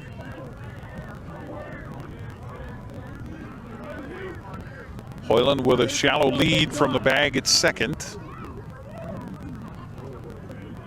And the 1-2 pitch on the way by Moore. Swung on and chopped off the plate to the right side. First baseman over will field and throw to Moore covering the bag. The out recorded. Meanwhile, down to third goes Cam Hoyland. So 3-1 on the putout on Madriaga for the second out. That'll bring up Evan Cloyd. Well, the Apple Sox scored their only run a week ago against Bellingham on the attempt of a hidden ball trick with a runner at third base. The third baseman at the time, Nate Kirkpatrick, who is also at third now, after a play to the left side of the infield. Kept the ball in his hand instead of getting it back to the pitcher. The runner at the time for the Apple Sox, as this pitch is low and in the dirt to Evan Cloyd, 1-0 the count. Runner at third took his lead, and then the third baseman, Kirkpatrick, came over and tagged him, saying that he was out. Well, unfortunately for Bellingham, the pitcher was on the mound at the time without the baseball, and so that goes down as a balk. Pitch here misses low for ball 2. So Wenatchee scored its only run in the bottom of the 9th inning last Friday, falling 5-1 to Bellingham. Apple Sox would come back the next night for a 1-run win and then blow up in the 8th inning on the finale on Sunday, giving up 7 runs in the 8th inning and falling 10-5. This pitch high and inside for ball 3 to Evan Cloyd. Elijah Pelayo waiting on deck for Wenatchee, trying to get something going here as they trail at 3-0 in the bottom of the 4th inning. 1 on at third base. 2 outs in the inning, and the pitch by Moore is in there for a strike this time. Count goes to 3-1 on Evan Cloyd. From Cloyd, watching one more pitch, unless it's absolutely the one you want to drive.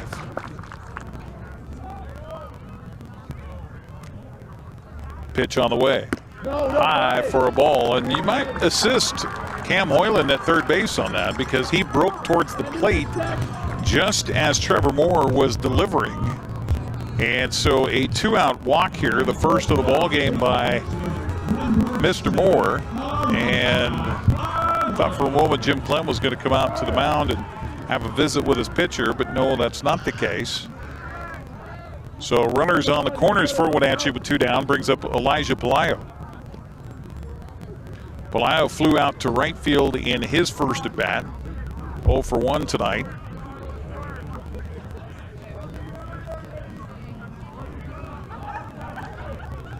Clem roaming around there on the Bellingham side of things. He's got a big notebook in his hands. Pitch on the way to the plate, swung on and missed by Pelayo, and the count 0-1. Elijah trying to be aggressive there. Elijah Pelayo worked the only 3-ball count back in that 2nd inning before flying out to right field, and now base hit and a walk in this one. So Trevor Moore showing that he is human. Pitch on the way, swung on and missed, and badly fooled was Pelayo on that one. Count goes to 0-2. Pelayo looks over towards the dugout area, getting some help from Noah Fields in front of the dugout for the Apple Sox. 0-2 pitch by Moore. He's probably going to throw this one in the dirt. Pitch on the way, runner for first goes. The pitch is in the dirt and down to second base. Now walking, thinking maybe it was a foul ball, was Evan Cloyd, but he'll get down to second base on the stolen base. They count a ball and 2 strikes to Pelayo. So 2 runners in scoring position in a 3-0 ball game. If Pelayo could somehow find a gap, he could score 2 runs right here and make this a ball game once again. Trevor Moore comes set. Right-hander doesn't even check the batters. The pitch misses high with a fastball. 2 balls and 2 strikes. Good eye by Elijah Pelayo.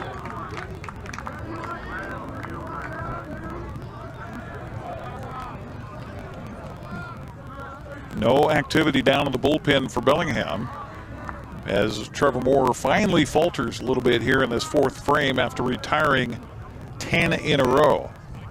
Pitch on the way. Swung on a miss and gone. Swinging is Pelayo, and that'll do it for the Apple Sox here in the 4th inning. They get 2 aboard. They cannot score a run, so we head to the 5th. Bellingham still leading at 3-0 here on the NCWLIFE channel.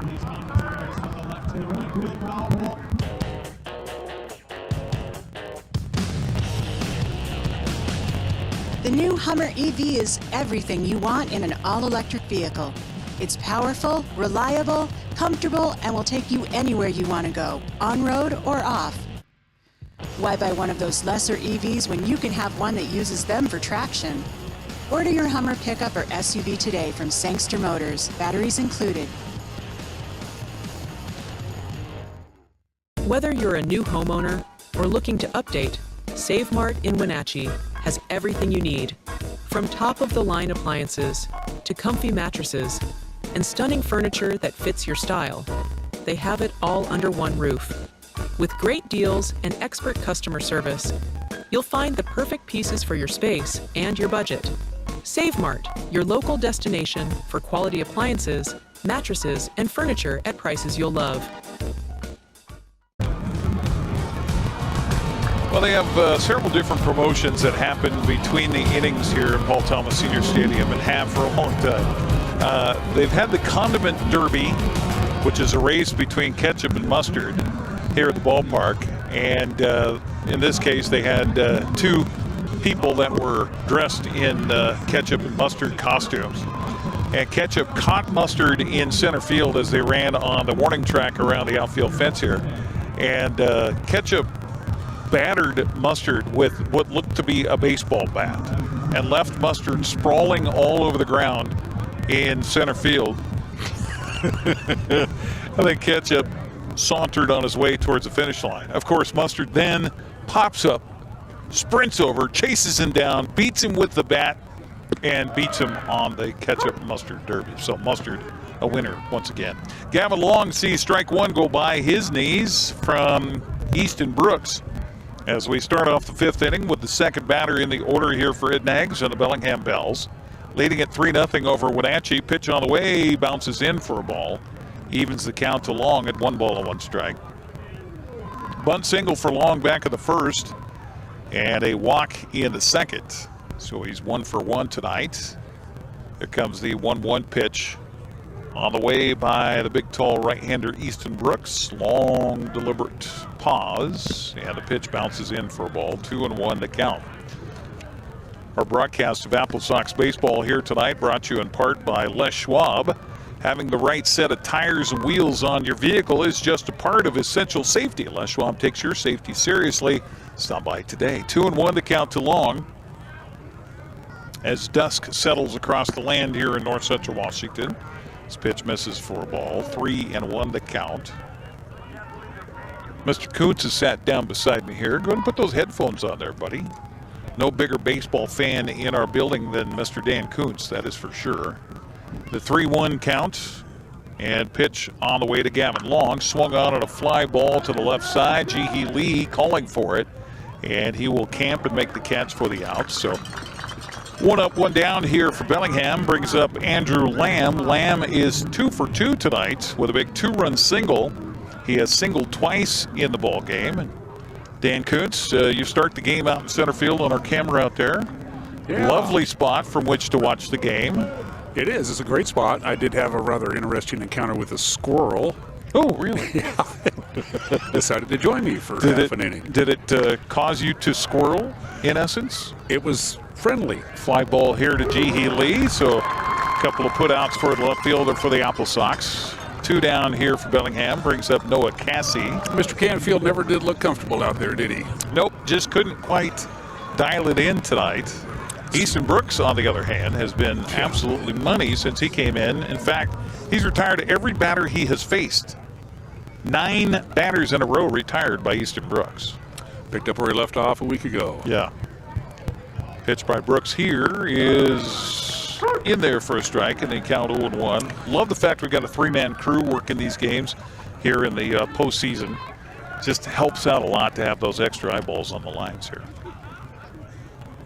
Good move by Mitch Darlington to realize that and get him out of the game pretty early. 0-1 pitch, swing and a miss. Well, I mean, it's so crucial for the lower seed to get that first game win. When you got that chance to do it at home, you're the home team, so you get the last at bats, all those things.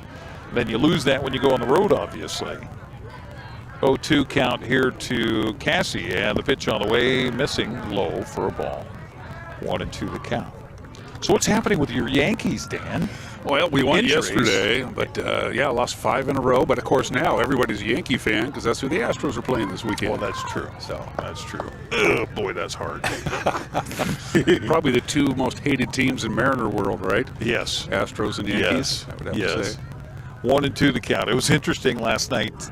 This pitch swung on and a fly ball line drive to center field. Going to be scooped up there by Cam Hoyland. So the string of retired in a row here by Easton Brooks, broken up by Noah Cassie.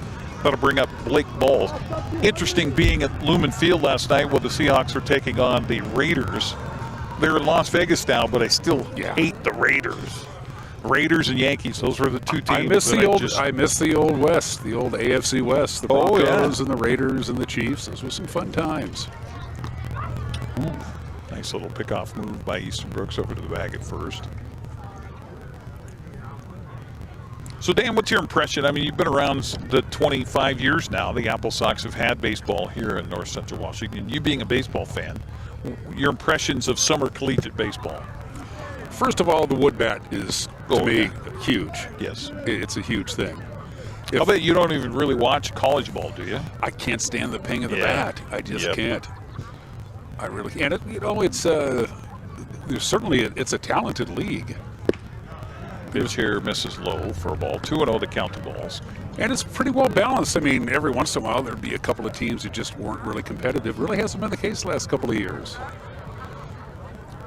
Yeah, it's interesting. Well, it all depends on the roster, right? Who you have still that can stay when you get to that point of the season where you make the playoffs. Pitch here on the way is a fastball missing for ball 3. So 3-0 the count to Blake Balls. And that's what Ed Maggs did so well, and that's what Mitch Darlington is doing so well, establishing that pipeline to bring talent up here, making this place a place where kids want to come and play for the summertime.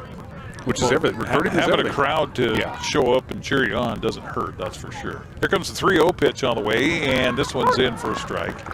3-1 the count here to Balls with 2 outs, runner aboard, 3-0 Bellingham lead. This is a very good crowd tonight.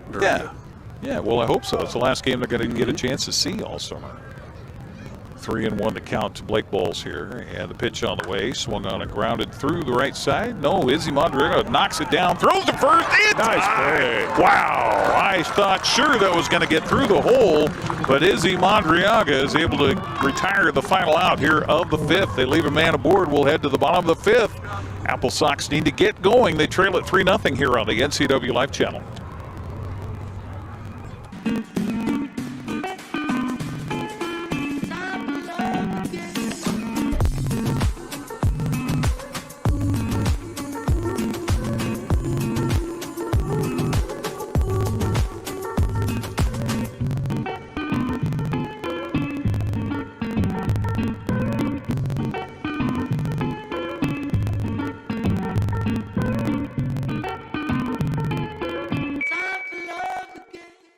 Tacos Chava has something new. Customers at Tacos Chava say it's the best Mexican food around. Nachos, enchiladas, tortas, ensaladas, and introducing camarones in many styles. You'll love the fresh salsa bar with so much selection. Are you ready for Tacos Chava? Find them at 2 great locations, the Wenatchee Valley Mall and Eniac. Tacos Chava, tan delicioso. Apple Sox baseball on the NCWLIFE channel, brought to you in part by Sangster Motors, family owned and operated, home of the all-new electric Hummer pickup and SUV. Speaking of which, being over on the west side the last couple of days, I couldn't believe how many all-electric vehicles there are on the freeway over there. Of course, everybody's going nowhere fast. Yeah, really. But it's unbelievable how many electric vehicles there are in Western Washington. How was traffic? You had the Mariners had a day game. Oh, it was Seahawks ridiculous. And Lady Gaga had a concert going on. Yeah, thankfully I was able to. I had to check out of my hotel. They put me up in Renton at the landing there, which is ridiculous. I don't need a room like that. I was I was so uncomfortable.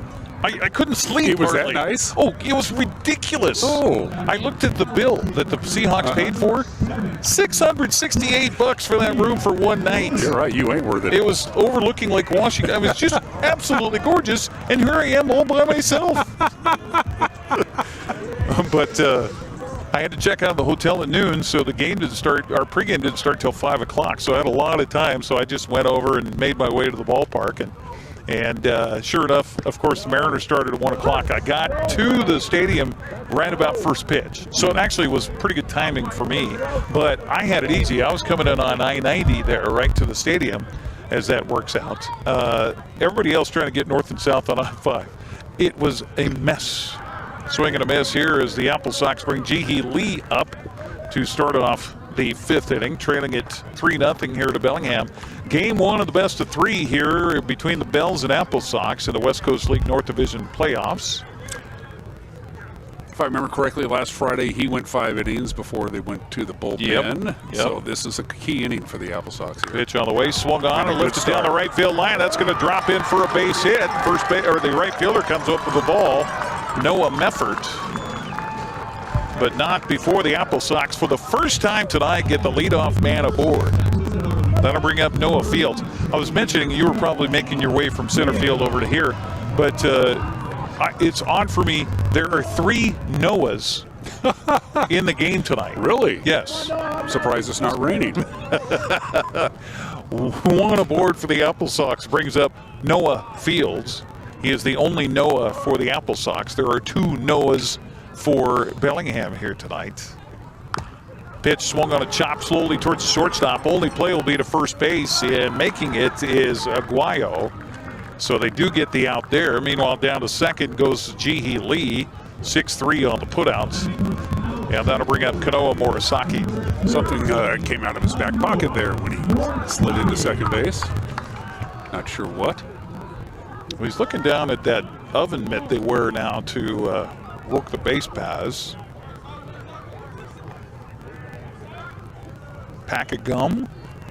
Something. Looks whatever it is, metallic. It amused the third base umpire. Yeah, Mitch Darlington has it, and he'll hand it to one of his players. He'll put. I'm glad it wasn't a cell phone or something like that. 1 on, 1 out for the Apple Sox, and Kanoa Morisaki steps up.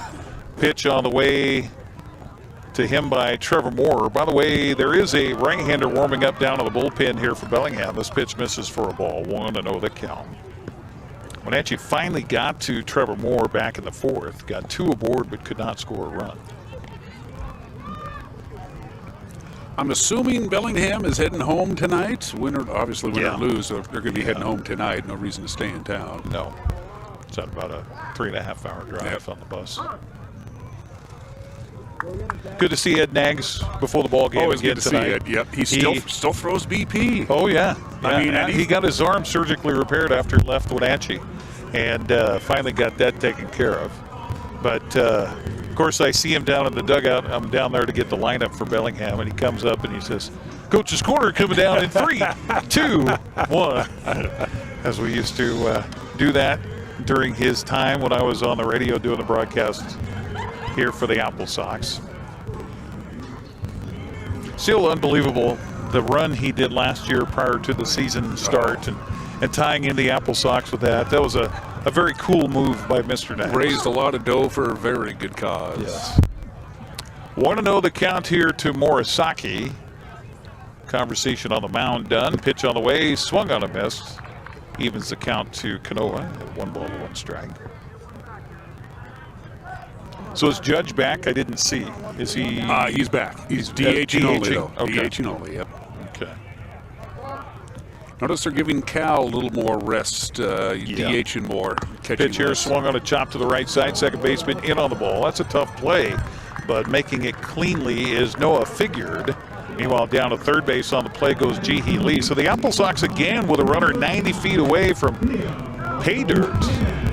4-3 on the putouts on Morisaki, so 2 outs for the Apple Sox, and that'll bring up Theo Kim. You know, it's odd, just like last Friday night, the breeze started from out to right field, and now I'm feeling it a little bit at our backs here. What's the forecast? I didn't even see the flag is not moving at all. It is supposed to be a little breezy tonight and into tomorrow morning, but the flag out in center field is limp. Yes, not impacting the ball flight at all here. As Theo Kim steps up, he's 0 for 1 with a strikeout. Pitch here swung on a miss. 0-1 to count. With that right-hander warming up down to the bullpen, we talked about how Trevor Moore went 5 innings last Friday in the win over Wenatchee. Bet this is going to be his last inning of work as well. 0-1 to count to Kim here, and the pitch on the way, swung on a miss. Did you catch the name of the host family that was doing the barbecue before the ball game? No, but I talked about that. They cooked for both teams. Bellingham ate too. Oh, they did? Yeah, it was really cool. Yeah, they had them all. They said, we got hot dogs. That's and awesome. Come eat. So, yeah, awesome. They fed about half the bells. 0-2 the count. Pitch on the way to Kim is in the dirt for a ball. count, goes to a ball and 2 strikes. I don't know if you saw it from your center field vantage point, but I was talking about how Trevor Moore has shaken off a lot of signs from his catcher Blake Bowles here tonight. I mean, he has an idea before he even gets the ball back of what he wants to throw next. Here comes the 1-2 pitch in the dirt for ball 2. The only thing I've noticed about Mr. Moore is I don't think he has a changeup. Yeah, no, it's pretty speedy no matter what. 2-2 the count from the freshman from Stanford. Freshman. Looks like he could be a 36-year-old bachelor playing AA baseball somewhere. 2-2 count here. I have no idea why that came to my head. But the pitch on the way, swung on and fouled back, so Kim stays alive at the count. 2 balls. Yeah, 19-year-olds with a full beard. You don't see that too often. Yeah, that's true. Although I'll bet your brother Eric probably passed for older than he actually was. Yeah, he did. There's some stories of going to certain bars and taverns. 2-2 pitch, swung on and missed, and that'll do it here for Theo Kim and the Apple Sox in the bottom of the 5th inning. So we are through 5 here in Wenatchee. Head to the top of the 6th up next with Bellingham leading at 3-0. It's the West Coast League North Division playoffs on the NCWLIFE channel. Now's the time to get a great deal on taking care of your property. You need the #1 selling subcompact tractor in the U.S. so you can do it all and do it right. Z-Series mowers that deliver a quality cut, and Sidekick utility vehicles where durability meets speed. Right now, bring home select Kubota equipment with 0% financing available or save up to $2,500.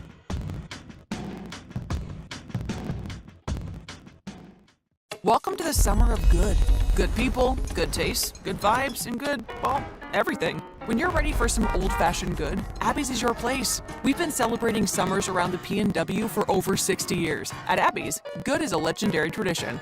Some people say pineapple doesn't belong on pizza. Well, those people have obviously never tried Abby's Big Hawaiian, featuring loads of Canadian bacon and Dole pineapple. Right now at Abby's.com, order this juicy, cheesy, and legendary pizza at a mouth-watering price. Celebrate the summer of good with an Abby's Big Hawaiian. We head to the top of the 6th. Noah Meffert, Nate Kirkpatrick, and Noah Figured due up here for the Bellingham Bells as they lead it 3-0 over the Wenatchee Apple Sox here in the Game 1 of the West Coast League North Division playoffs. Game 2 in Bellingham tomorrow night. If necessary, Game 3 would be Sunday at Joe Martin Field. Our broadcast brought to you in part by Save Mart. Shop smart, shop local, serving the Wenatchee Valley since 1962. Also by Tacos Chava. You love Tacos Chava in East Wenatchee in the mall. You can have them cater your next event. How about that? Find them on Facebook. Search Tacos Chava East Wenatchee. That's CHAVA. It's been too long since I've been over to the mall in East Wenatchee. It's still there. I tried to avoid malls. Boy, on the west side, you don't go anywhere near a mall for not reasons that you want to even talk about. Easton Brooks back on the mound for the Apple Sox. So the first pitch is a little bit outside for a ball to Noah Meffert. 1-0 the count to the right fielder, who's 0 for 2 tonight with a fly out to right and a line out to first baseman Evan Cloyd over there. That was a beautiful play. Pitch on the way here is in the dirt outside for a ball. 2-0 the count. Nobody warming up that I can see down in the Apple Sox bullpen area. Interesting little thing that happened in the first inning of tonight's game. The third baseman for both teams in the top of the first before the first pitch and in the bottom of the first before the first pitch, the third baseman goes over and shakes the hand of the head coach in the third base coach's box. I thought that was kind of cool. I like that. 3-0 count here. Between feeding the team and shaking hands, maybe we should be a little more ornery. Maybe we're too good of a host. Yeah, that was what Coach Mike McDonald was talking about going into the game last night with the Raiders, is that he's changed how they do their pregame warm-ups and stuff, and he doesn't want to be out on the field with the other team. Swing and a miss here, and the count goes full to Meffert at 3-2. So he's warming up the team for 10 minutes, and then they go back to the locker room, so the other team's got the field all to themselves. And he said, I just want them to be out there going, where's the other team? Where are they? Are they here? 3-2 pitch on the way. Swung on a chop to the left side. Shortstop in. Will Palaio, and the throw over to first base in time. Good play there. One out here in the 6th brings up Nate Kirkpatrick. He says, you know, I don't want to stand out there and talk to the other coach. And I thought that was pretty funny. Wonder if he'll carry that into the regular season. I think so. You think so? I think so. He says there's science that backs it up. As far as the warm-up, and then you go down and you cool down in the locker room, then you come back out for the kickoff and things like that. Nate Kirkpatrick will swing at the first pitch, grounded to Pelayo. Busy guy at shortstop. This time he'll easily straighten up and throw. 2 outs here for the Apple Sox. Our infield defense has been very good today. Yes, yes. Noah Figured coming to the plate to pop out on a bunt, and he lined out to right in the 4th. 0 for 2 night for him. Of course, for these infielders, they're probably loving the new field. Oh, yes. It's a night and day. Well, and you've heard Brandon Schmidt talk about it over and over about the amazing difference it is after they cut the skin down here at the ballpark and replaced it. First pitch here is in for a strike to Noah Figured. 0-1 the count. Basically the entire infield right down to the studs. Put it right back together again. Yep. Which was badly needed. Yeah, definitely so. I see they still have some water issues that are beyond the artificial surface and foul territory here beyond the dugout. This pitch swung on a hit foul on the third base side. A few dead spots out in the outfield. You can't probably see them on TV. They're right close to the warning track. Yeah. That's really about it. No, there's too much water. It's down, and of course that's where the spigots are close to for watering the field and things like that. And they put drainage in, which they did not have before, so it will drain now. 0-2 count here to Figured. And Aston Brooks trying to remain unscathed here in relief. And the pitch is in there for strike 3 called. Gone looking is Figured, and Bellingham gone in order here in the 6th. To the bottom of the 6th we go. Wenatchee trails it 3-0 here on the NCWLIFE channel. The agents of Kennedy Real Estate Group are committed to providing the ideal client experience. We believe in the power of relationships. Why? Because we don't just work here, we live here. From the nonprofits we serve, the parks where we play, and the local businesses we support, our team understands the value of living in the Wenatchee Valley. Let's begin your real estate story. NCWLIFE channel is your local TV station. We believe in being the spotlight and mirror to the communities we serve in North Central Washington. Programming on NCWLIFE would not be possible without our sponsors. Special thanks to our platinum sponsor, Alpine Air. Turn to the experts at Carrier and Alpine Air. Top of the order due up for the Apple Sox here in the 6th. Kate Martinez, Cam Hoyland, and Izzy Madriaga. Apple Sox on the night just with a couple of hits off of Trevor Moore, who is, let's see, is that 37 still? Yeah, it is. Okay, Trevor Moore still pitching. What he is good. Yeah, he is that for Bellingham. They do have a right-hander that's been warming up for a while down in the bullpen, so we'll see what they'll do here. Jim Clem, by the way, is the pitching coach for Bellingham. He was a long-time high school coach at Burlington Edison, and he coached against me back when I was in high school. That's how long he's been around. Well, we'll see how long they decide to keep him in, and in spite of all the fact that all of these teams are going for the West Coast League Championship and they all want it, they still have pitch count issues. They still have, I got to go back to school and play fall ball for my college. Well, and who knows? I mean, for Trevor Moore, this could be the last outing of the summer for him. Scoring to bunt was Cade Martinez. He takes the pitch for a strike called and the count 0-1. And all of it from the stretch. You really don't see that too often from a starting pitcher anyway. Well, and that kind of tells you maybe what they do more so in college ball if they're comfortable with that. Pitch on the way here, swung on and hit back past the mound. Shortstop in on the ball, will field and throw it away. And down to second on the play will go Cade Martinez on the throwing error by Aiden Aguayo. A rare gaffe defensively for Bellingham on the infield. So a big E6. That's a tough play for him anyway. Yep. Had he made the throw on line, that would have been fantastic.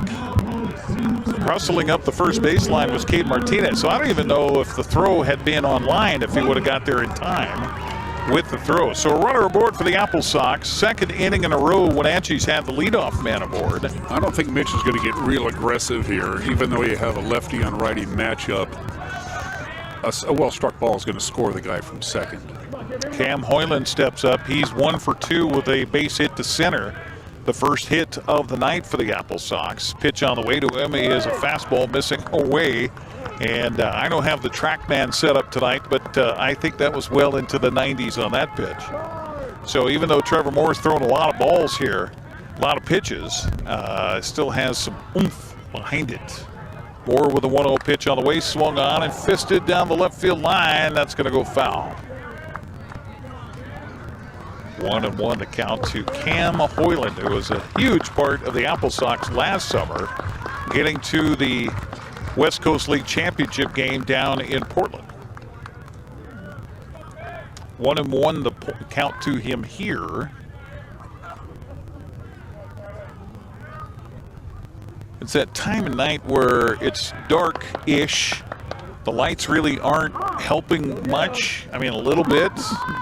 But they don't have the pitch calm here. So I could see Trevor Moore kind of squinting in towards home plate to look what Blake Bowles was asking for here. It's where Coach Brandon Schmidt was telling us that sometimes the catchers will paint their fingernails white. Not that there's anything wrong. Not that there's anything wrong with that. 1-1 the count to Hoyland here. My guess is they might go to what the rest of the upper levels are doing with the pitch wireless comms. click, Well, click, there click. are some that do have the pitch comms. We've seen that in, I think it was when Edmonton was here. Yep. They were using the pitch You can comm. use it if you have it. Yeah, definitely. It's just, expense. Do you have the money? Pitch here, swung on a hit to the right side for a base hit. They're going to hold the runner at third base. It was not strong enough. Noah Mefford came up with the ball quickly, so Cam Hoyland with back-to-back base hits puts runners on the corners for Wenatchee with nobody out, and Wenatchee will bring the tying run to the plate. Hit a little too hard to the right fielder, and a great throw from the right fielder. Mitch had sent him. He would have been out by 10 feet. It's so important for the base runners to find your coach ahead of you because they've got a better view of what's happening, especially when it's behind you like that. In the case where Cade Martinez winds up at third base on the play. So that'll bring up Izzy Madriaga. He's due 0 for 2 tonight. See if they get aggressive with a runner at first base here and nobody out. Pitch on the way to the plate is a little bit inside for a ball. 1-0 the count to Madriaga. He lined out to right in the first and grounded out to first in the fourth. We're making contact. We're getting to him here in the sixth inning. I think Mitch is just going to say just swing. I don't think he's going to try and press the issue here.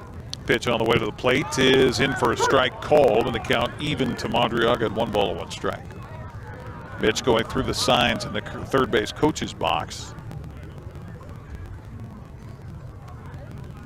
with Cam Hoyland over at first base.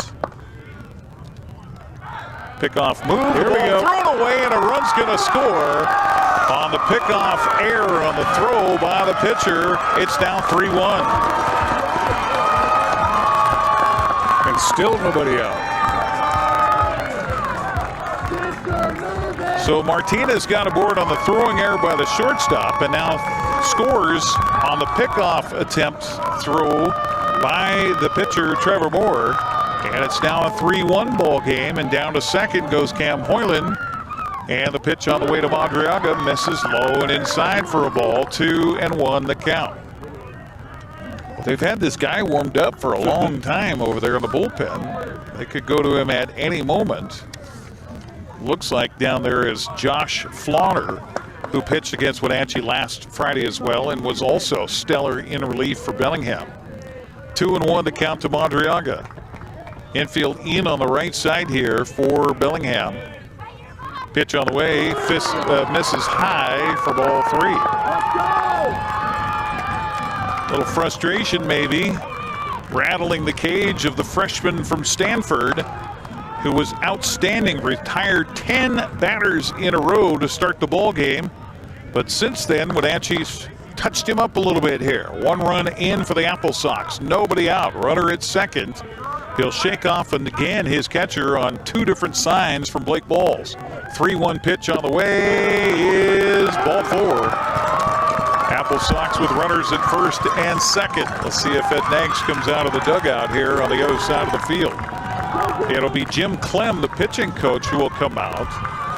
So they'll have a discussion on the mound. Our broadcast here on the NCWLIFE channel brought to you in part by Together for Youth, encouraging you to dispose of unused and expired prescriptions to protect youth and the environment. Find a kiosk near you by visiting medproject.org. Also by Valley Tractor, North Central Washington's trusted equipment and rental dealer for 75 years. Is Dale Hall still out at Valley Tractor? Do you know? You know, I don't know. That's okay. He took over as manager there several years ago. Of course, Dale Hall played for the Apple Sox. Yeah, absolutely. He was a great athlete at Wenatchee High School. I think he didn't he throw out the first pitch in the game earlier this year? I believe he did. I want to say he did. I believe he did, celebrating 25 years of baseball here this summer. Where were you when they first started talking about Apple Sox? Well, summer collegiate baseball. They didn't even have a name for it. Jim Corcoran came by the station and said, "This is what we want to do, and this is what I think we can do." The hardest part for Jim was to find a place to play. Of course, he originally wanted it to be a recreation would have made park. so much sense to play at Rec Park, but the alcohol was the issue. When I was in high school, 40-some-odd years ago, longer than that, Rec Park was a city facility, and then they did a land swap with the school district, and now it's a school district facility. Okay, let's see what we have going on here. Quincy Vassar. I think the fact that Bellingham was ready to go and we were not. Okay. Yeah, they were still talking it over in front of the first or the third base dugout. It's usually been Xander or Hudos who coaches at first, but Quincy Vassar, I believe, is over there coaching right now. As Evan Cloyd will step to the plate. Evan 0 for 1 with a ground out and a walk. Sox with a run in, 2 aboard, nobody out. Pitch on the way as he squares to bunt. He'll take the pitch high and away for ball 1. Well, with no outs, that's an option that Mitch has. Absolutely, absolutely. Give yourself a chance to pull within 1, but 2 runners in scoring position. Pitch on the way, bunted, popped up, foul territory. Nobody's going to get to it. So it will be strike 1 on Evan Cloyd as he'll breathe a sigh of relief here. I think Evan's going to bunt again, or try anyway. What's your thoughts on bunting in Major League Baseball? It's kind of a past art anymore. Yeah. The Seattle Mariners have certainly picked up that mantra a little bit more with Dan Wilson as manager. I think taking away the shift had a lot to do with it. Yeah. It really did. Well, I never understood why guys didn't just, when that whole left side of the infield was vacated, why you wouldn't just push a bunt up the third baseline. 1-1 the count here to Cloyd. Infield drawn in on the corners. Mitch Darlington going through the signs here. Asked for Evan to step out of the batter's box. Again, here college, summer collegiate baseball, no limit to how many times you can call timeout and step out, or the pitcher disengaging or tossing to the bag at first or third, whatever. 1-1 count here as Cloyd's back in and ready. And the runners hold, pitch on the way, he'll take strike 2. Not a sign of a bunt attempt by Evan Cloyd on that one. Now he'll have to swing away with a count. A ball at 2 strikes. It's interesting, the minds here of 2 head coaches, that Mitch Darlington is unabashed about how he uses Ed Nagg's style of ball on how he approaches it. Pitch on the way to the plate, swung on a fly ball down the right field line, and it's in no man's land. Got a line for a base hit. Bases loaded for the Apple Sox. That looked like it was going to do exactly what it ended up doing. Just right in the middle of no man's land. Little can of corn down the right field line and drops in no man's land there. And Evan Cloyd kind of a little excuse me swing, but that'll work. You read about it in the paper tomorrow. It's just as good as a line drive base hit. Bases full of Sox here. Elijah Pelayo now steps up. He's 0 for 2 tonight with a fly out to the strikeout. Wenatchee pressing the issue. Pitch on the way, swung on a miss, and Pelayo has been fooled by Trevor Moore all night long. 0-1 to count. Runner at third base is Cam Hoyland. He's got to watch carefully because this guy has spiked a few balls in the dirt around home plate tonight. Pitch on the way, swung on and fouled away to the tennis courts nearby, and a count 0-2. This is a good spot to watch baseball. It really is. I was talking earlier about how if you can go over to Joe Martin Field and watch a game, that's not a bad place to watch a game. I love that ballpark. 0-2 count here to Elijah Pelayo. Nobody out, bases loaded, 3-1 game. Pitch on the way, missing low for a ball. Three-man crew tonight. Gabe Nobert behind the plate. Matthew DeGray at first base. Corey Klein at third base. I noticed one of our umpires is a Canadian umpire. He had the Canadian flag on the back of his shirt. 1-2 count. Pitch on the way to Pelayo. Swung on a fly ball to right field. That's going to get caught.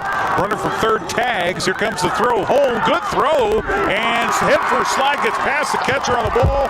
Run scores. Apple Sox pull to within 1 at 3-2. Words between the catcher there, Eric. We got ourselves a little brouhaha. Little head first slide at home by Cam Hoyland. Meanwhile, he's bumping the crowd. Head first line to Blake Bowles. Bowles was over the top of the plate, but he missed the ball cleanly. That had nothing to do with the slide. And it looked to me that the catcher was pretty much blocking the plate. He was all on top of it. So a sacrifice fly and an RBI. And let's talk about that throw from Noah Mefford out there right field. That was fantastic. This is the same guy who, of course, kept the runner from advancing on that base hit earlier in the inning. The guy's got a cannon of an arm out there. So the runners will move up 90 feet all the way around. So down to third goes Madriaga. Down to second goes Evan Cloyd. Apple Sox 1 out now in the inning, and 90 feet away from tying this thing up as the crowd really got pumped up by the head first slide by Cam Hoyland at home. I was blocked by this pole. I couldn't even see what was going on behind home plate with the skirmish. Words were exchanged, but things have calmed down. Ji-hee Lee now steps up for Wenatchee. Infield drawn in all the way around, trying to keep the game right where it is. Pitch on the way, swung on a chop to the left side.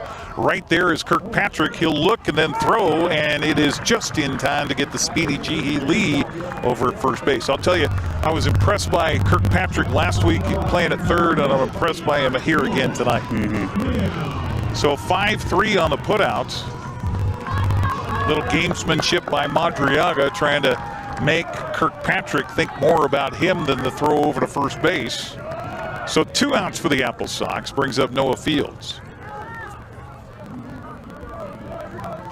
Noah is 0 for the night with a line out to center and a ground out. The Apple Sox have scored 2 to pull within 1, 3-2. Pitch on the way is a ball. 1-0 the count. Wenatchee finally getting to Trevor Moore after 8 innings of just frustration between last Friday and this Friday. 1-0 the count here. And the pitch by Moore. Bounces in for a ball. 2-0 the count. It's funny how one play can get a crowd completely jacked up. 2-0 the count to Noah Fields. Infield is back with 2 outs in the inning. Runners at second and third for Wenatchee. The 1-0 pitch swung on and hit off of the pitcher, and everybody's going to be safe. The game is tied at 3-3.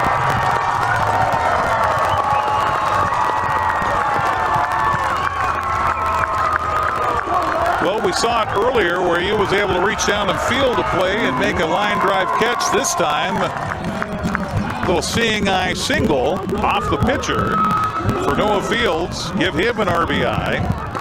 Madriaga scores the third run of the inning for the Apple Sox. Down to third goes Evan Cloyd, and now we're going to get a pitching change as Ed Nags will come out saying he has seen enough. We're back to even 3-3 here with 2 outs at the bottom of the 6th. We'll take a break, come back, get you a new pitcher when we come back here on the NCWLIFE channel. Apple Valley Honda is bringing the future of driving to you. Introducing the all-new, all-electric Honda Prologue EV. Say goodbye to gas stations and hello to a whisper-quiet ride and zero emissions. The wait is over. Finally, a local option for a quality EV from a brand with a track record of exceptional quality and reliability. Experience the Honda Prologue EV for yourself at family-owned Apple Valley Honda. Stay close to home and visit us at Apple Valley Honda today for the life you live. Hey man, how's your arm? Getting better, actually, thanks. Did they give you anything for pain after surgery? Because I think I may have some left over. Nah, that's all right, man. Actually, me and my doctor talked about not sharing prescriptions, and that ibuprofen is a good option for me. The risk of addiction is not worth it. Makes sense. Take the next step. Don't share your prescriptions, and talk to your friends about the dangers of opioids. New pitcher into the ballgame for Bellingham is Josh Flower, who's a 6'1", 190-pound senior from Southern Arkansas University. He's out of the Bremerton area. He will take over for Trevor Moore, who has given up the 3 runs right now. He's responsible for the 2 on the base pass, so can't quite close the book on him as Josh Flower, F-L-A-U-G-H-E-R, takes over here for Bellingham. I'm surprised they went that long with Trevor Moore when he was getting a little shaky there. But again, that could be his final outing of the summer, so you want to kind of give him the benefit of the doubt. And Mr. Florer spent quite a bit of time in the bullpen, almost 2 full innings. So he should be plenty warm. He just rocketed one past the catcher all the way to the backstop. So Wenatchee watching this is Kanoa Morisaki waiting on deck. Let's get you up to date on other scores throughout the West Coast League as Game 1s are being played across the league tonight. Bend Elks now leading Corvallis at Vince Jenna Stadium, bottom of the 6th inning. It is now 6-4 in that one, Bend on top. Marion Berries trying what they can as an expansion team. They are trailing Portland now 3-2. Nope, that just tied 3-3 just while I was watching it in the bottom of the 8th inning. The other North Division playoffs tonight, Edmonton taking it to Victoria on the road tonight in the top of the 8th inning. That one is 8-0. Tell you, Edmonton's got a good team. Meanwhile, the Mariners have taken a lead over Tampa Bay. Now it's in the top of the 9th inning, 3-2 the score. Mariners are on top. So that's a sudden turnaround because Seattle was trailing in most of that game, 2-0. Now they lead at 3-2, but the Mariners have been hitting a lot of home runs lately. Yes, they have. Any word on Naylor? Of course, he left. He tweaked himself during a swing last night. I didn't hear that. He's such a guy that you don't expect to try to steal a lot of bases. Yet, boy, has he stolen a lot of bases. You're faster than he is. So Flower taking over a 2-1 record with a 3.9 earned run average, making his 13th appearance of the summer, will face Kanoa Morisaki, who's 0 for 2 tonight with a strikeout and a ground out. Apple Sox have come back to tie it here in the bottom of the 6th, 3-3 the score. Pitch by Flower on the way is in there for a called strike. The count 0-1 to Kanoa Morisaki, who struck out swinging in the 3rd and grounded out to 2nd in the 5th. Love to see the left-handed batter get one through the gap between 1st and 2nd right now. Give Wenatchee the lead. There comes the pitch by Flower on the way. And it's swung on and fouled at the plate. The count 0-2.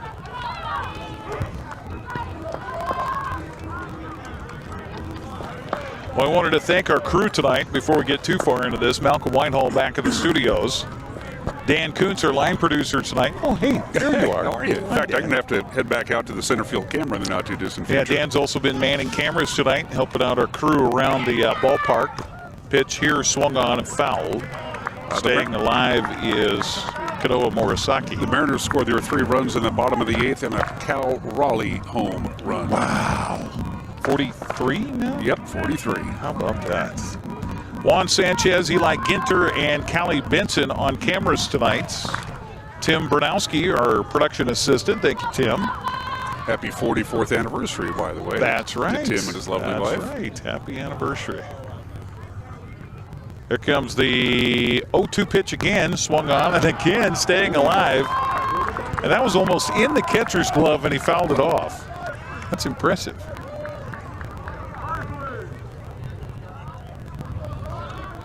Wenatchee with 3 runs here in the inning, 2 of which on errors.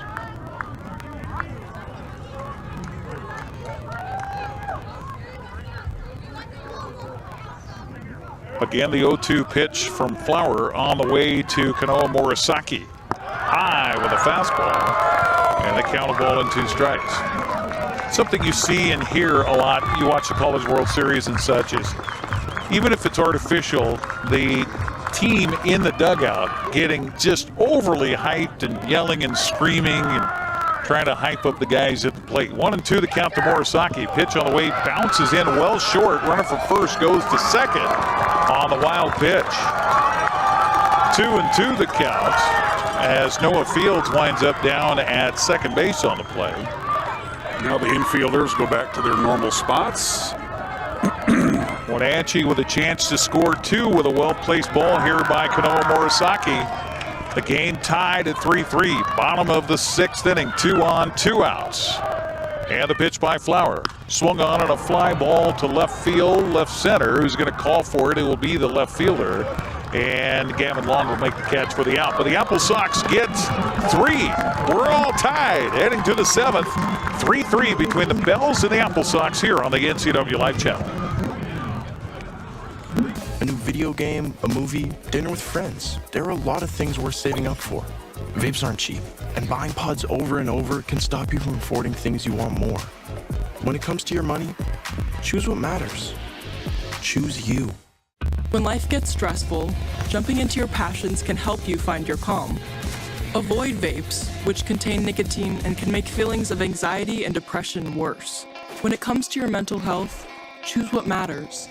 Choose you. You trust the same doctor for your health and the same dentist for your smile. Trust Global Car Care to keep your vehicle running strong. We track your car's history so it gets the right care at the right time. With our 3-year, 36,000-mile warranty on parts and labor, you'll drive away with confidence. Global Car Care, your automotive experts. We service all makes and models, but specialize in Sprinter vans, Mercedes, Audi, Volkswagen, and BMW. Call or visit us today. Ball knotted at 3-3 as we head to the top of the 7th inning. Brock Sell, Aiden Aguayo, and Gavin Long do up the number 9, 1, and 2 batters for Bellingham. And what has become a 3-3 game. If you're just joining us, Bellingham scored a run in the first. They added 2 more in the second. And Trevor Moore was just money for the Bells until things started to rattle in that 6th inning. And also defense didn't help him out much. Of course, he had a throwing error as well on a pickoff move. And an error on a defensive play on a throw, and suddenly Wenatchee got things rolling with a base hit, the walk, another base hit, and then an RBI sacrifice fly. They scored 3 in the inning and tied it up here at 3-3 as we head to the top of the 7th. Brock Sell leading it off, who's 0 for 2 tonight with a ground out and a strikeout. And how about the job by Easton Brooks in relief for Wenatchee? After Evan Canfield struggled, gave up 3 runs on 4 hits in an inning and 2/3.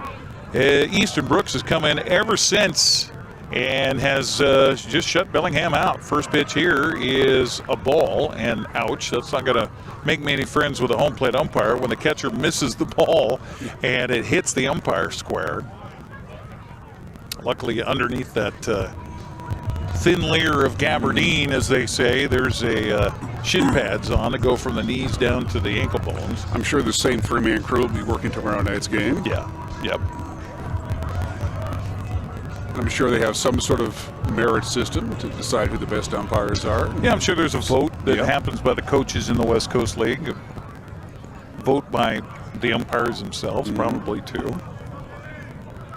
1-0 count to Broxell here, and the pitch on the way by Easton Brooks is in there for, I thought was in there, I guess a little outside for a ball. 2-0 the count. Norbert is behind home plate. Matthew DeGray out there at first base. Corey Klein at third, our umpiring crew tonight. Pitch on the way. This one is a strike. Yeah, the count goes to 2-1 on Broxell. That 3-run 6th inning has got this crowd all buzzed pretty good. They were pretty quiet. Yeah, they were. Trevor Moore just dominating until Apple Sox got to him. Pitch here is in there for strike 2. Evens the count to Sell with 2 balls and 2 strikes. Every ballpark has kind of a unique thing about it. Apple Sox ballpark here, well, it used to be the folding seats around home plate here in the bowl were out of the Kingdome. Those were replaced eventually. Pitch here is strike 3 called. Gone looking is Broxell for the first out here. And I think that's the 5th strikeout by the Sox pitching staff here tonight, so that means free stuff for the fans here at the ballpark. 1 out, back to the top of the order for Aiden Aguayo. They were great seats, but of course they were designed for an indoor stadium. I'm amazed they lasted as long as they did. Yeah, Sandy Cooperrider was able to get those, and it was just a bid process, I think, if I remember right. Before the Kingdome, they tore it down, they took the seats out, and they had a bid process, and Sandy Cooperrider was able to bid, and I would be willing to bet it was probably Sandy's own money, and then he got donations to help with it after the fact. He and 6 buddies and some pizza went over in their pickup trucks and picked them up. Pitch on the way here, misses low and away for a ball. 2-0 the count on the number 1 batter in the order for the Bells, Aguayo. He's 1 for 2 tonight with a base hit. He scored 2 of their 3 runs. Pitch by Easton Brooks on the way, swung on and missed, and the count goes to 2-1. Well, the Mariners get the win tonight, 3-2. So they won 5 in a row, is that right? Going back to last weekend. And a series against Texas. I think they won on Sunday, didn't they? Pitch here is in there for strike 2. Count goes to 2-2 on Aguayo. Unfortunately for you Mariner fans, Astros beat the Yankees in 10 innings, 5-3. Well, the Yankees have had a lot of walk-off losses here in the last few weeks. I like to bring that up quite a bit there, don't you? Just concentrate on the task at hand. 2-2 count here to Aguayo. And the pitch on the way, swung on, and a well-struck ball to deep right center field. This is going to be extra if it's not out of here. It will go off of the base of the fence. And rounding second, heading for third. They could have maybe even tried to send him home, but it'll be a triple with 1 out for Aguayo on a ball smashed to the fence in right center. It hit that little plastic tarpon that they had advertisers on, and it just killed it. It just stopped right there. So the ball did not bounce off the fence. It just died right where the warning track and the fence meet. And I think that might be it as Mitch Darlington comes out from the dugout, and we'll see a new pitcher coming to the ball game here for the Wenatchee Apple Sox, I believe. I didn't see anybody warming up. I didn't see anybody warming up either. Maybe this is just about defense with a runner at third, and you know what Ed Nags likes to do to be aggressive, and maybe a suicide squeeze. We saw that here a week ago in an attempt anyway. And so no pitching change. You're right, Dan. Nobody warming up. Easton Brooks has been fantastic up until that triple right there. I thought he was going to pull a Maury Wells and call for a new pitcher without anybody warming up. He did that a few times when he managed the Mariners back in the day. Boy, the Nats going back. Oh, yeah. He was just so bad as a manager. Just terrible. He once filled up a lineup card with 2 third basemen and no center fielder. I remember that, too. Wasn't he an actor? Who am I thinking of? Maury Wills, the great Dodgers speedster. Oh, when he managed the Mariners. Wasn't there a Maury Wills that was an actor though too? I don't know, but maybe. Maury Wills and June Fosbury.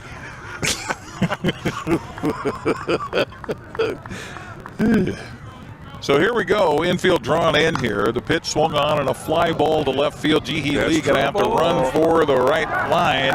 Runner from third tags. Here's the throw home. It's strong, but will not be in time. Bellingham retakes the lead 4-3.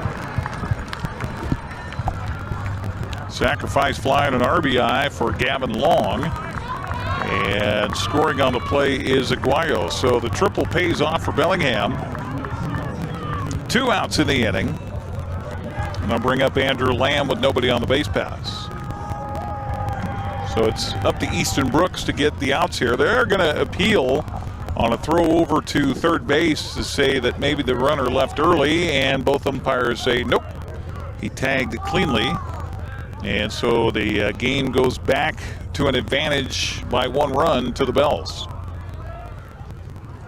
Lamb tonight with a 2-run single. He's 2 for 3 in the ball game. He flew out his last time up. Pitch on the way to him is missing outside for a ball. 1-0 the count. Your crew behaving themselves here, Dan? Yeah, they're being pretty good. Okay. I like having an experienced crew. Yeah, they've been with us for most of the games this summer. This pitch is in there for a strike, and the count even to Andrew Lamb at 1 ball and 1 strike. 2 outs here in the inning. A run in for Bellingham after Aiden Aguayo tripled. Then a sac fly by Gavin Long.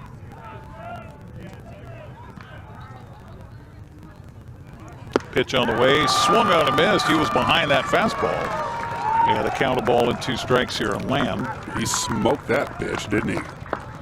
So in relief for Easton Brooks, he's got 4 strikeouts. Would love to get number 5 right here. And the pitch on the way. Oh my, that looked good.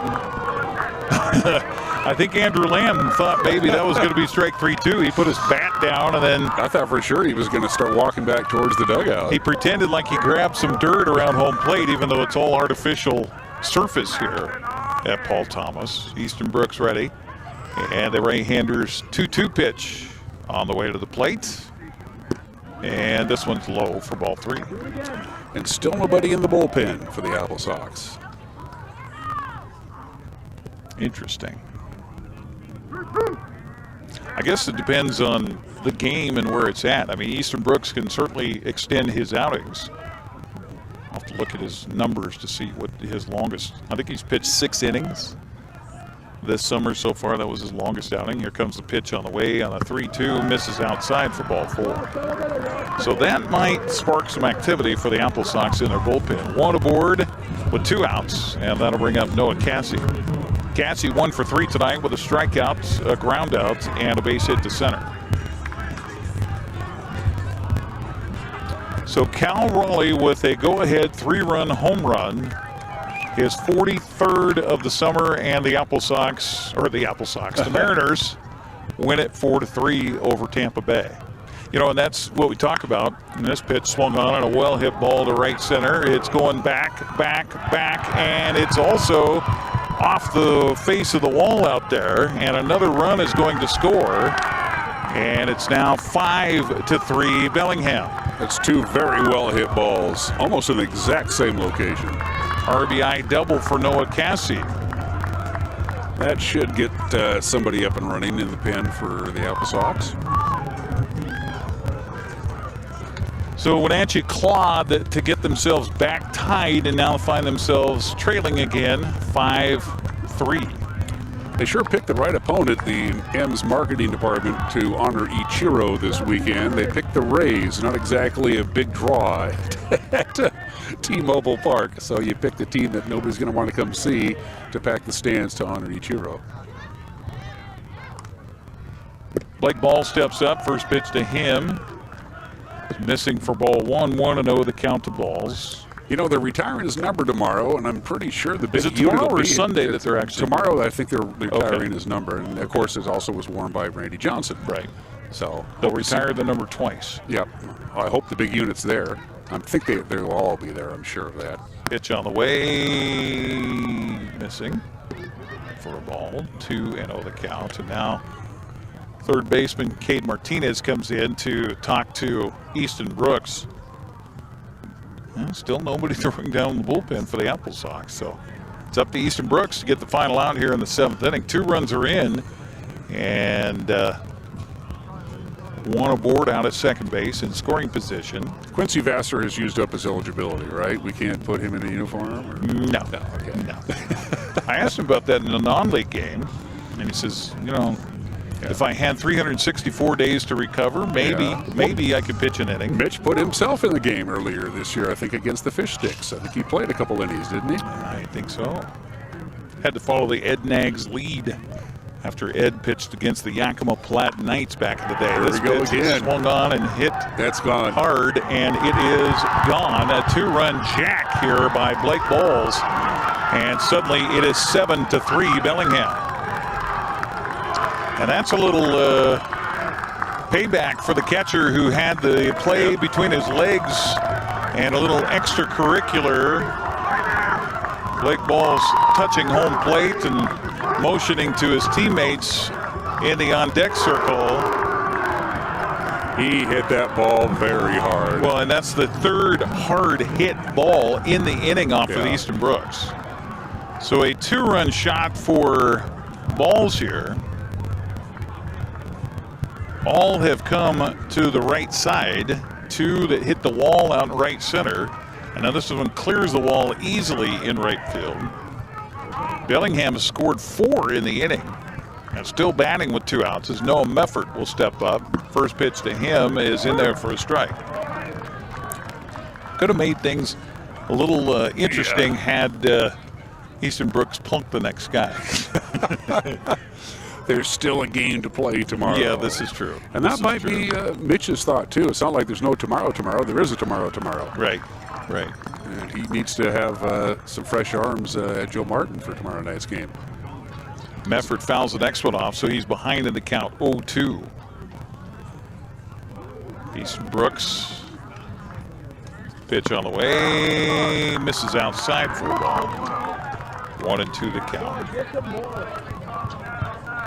Refresh the screen here on the rest of the West Coast League playoffs tonight. All the games are still in action. Couple in the bottom of the 9th. This pitch misses high and away for a ball. 2-2 the count to Meffert. Corvallis at Bend tonight. That one's in the top of the 7th, with Bend now leading at 7-4 over the Knights. Pitch here barely staying alive and fouling it off was Meffert. Portland at Marionberries. They lead at 4-3. That's in the bottom of the 8th inning. Bottom of the 9th in Victoria. Harbor Cats have scored but still trail the Riverhawks by a score of 6-1 in that other North Division playoff. Pitch here swung on a grounder to the right side. Izzy Madriaga will come in, field, and throw, and it's in time for the out.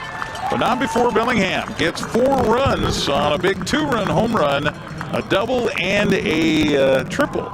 We will take a break and come back as they stretch here at the ballpark. Bottom of the 7th coming your way next year on the NCWLIFE channel. Are you dealing with a pest or weed issue and you just don't know what to do? We use the best pest control methods approved for areas with kids and pets. Whether it's rats, mice, ants, or spiders, or something else altogether, we provide the coaching and solutions you're looking for. And you can know that your dollars are supporting a local, family-owned and operated business. Allow us to help you get back to living healthy and pest-free. Harvest Valley Pest Control. Highlander Golf Course and Grill, located in East Wenatchee, offers terrific views and challenging play for golfers at every skill level. From the golf course to the grill, you don't need to be a member to dine in style and play golf too. Highlander's well-groomed fairways and greens keep it difficult, yet friendly for your regular rounds of golf or a new destination for you and your out-of-town friends. Contact the Highlander Pro Shop today to schedule your tee time, outing, or tournament. Open 7 days a week, where everyone is welcome to play and eat. Well, just like that, it becomes a little lopsided ball game here at Paul Thomas Senior Stadium after a big 4-run top of the 7th by Bellingham after Wenatchee came back to score 3 in the bottom of the 6th. It's now the Bellingham Bells leading the Wenatchee Apple Sox by a score of 7-3 as we head to the bottom of the 7th. Theo Kim, Cade Martinez, and Cam Hoyland due up for the Apple Sox. It'll be interesting to see what happens, Dan Kuntz, with the pitching choices here by Coach Mitch Darlington. I mean, you come back and score 3 runs here, and you know, suddenly you're back in the game. But boy, right now the wind that was in the sails of the Sox has been sucked out by Bellingham with 3 big hits to right field. After the big double that scored a couple of runs and started to put a little distance between the Bells and the Apple Sox, and he did not bring somebody up to the bullpen, told me that this is Easton Brooks' game from this point forward. And there's still nobody up in the bullpen. So, but you're right. I mean, if we scratch together a couple runs and make this a 1-run game. We mentioned that coming in, Easton Brooks has thrown 38 2/3 this summer, one of the most amount of innings pitched by an Apple Sox pitcher this summer. Pitch here is a strike called to Theo Kim, 0-1 the count. Kim 0 for 2 tonight with a couple of strikeouts. Let's go. The most that Easton Brooks has pitched this summer, 7 innings against Edmonton. Back on July 23rd, a win where he gave up just 3 hits. Wow, how about that? He has pitched 1, 2, 3, 4, 5 plus here tonight for Wenatchee. Our 3 runs, there was some luck involved. We had the can of corn that fell into no man's land. We had the ball that hit the pitcher's leg. We scored a run on. We had the throwing error on the pickoff move. Bellingham's 4 runs, nothing lucky about that. They just hit the ball hard. Yep. Yeah, definitely so. Scoring recap, Bellingham with a run in the first, 2 more in the second to lead it 3-0. Wenatchee came back and tied it in the 6th with 3 runs, and now Bellingham's retaken the lead with a big 4 spot in the top half of this inning. We're in the bottom of the 7th. Pitch here, swung on and fouled away, and the count 3-2 on Theo Kim to lead it off here in the 7th for Wenatchee. Well, the Apple Sox 2 innings in a row got the leadoff man aboard. They finally cashed that in the 6th on a leadoff error by Cade, or off of a ball hit by Cade Martinez. Swing and a miss here. Catcher will field and throw, and that's a K2-3 on the putout. So second time tonight that Theo Kim has been struck out, and then the catcher had to throw down to first base. That's his 3rd strikeout of the night. Back to the top of the order here for Cade Martinez.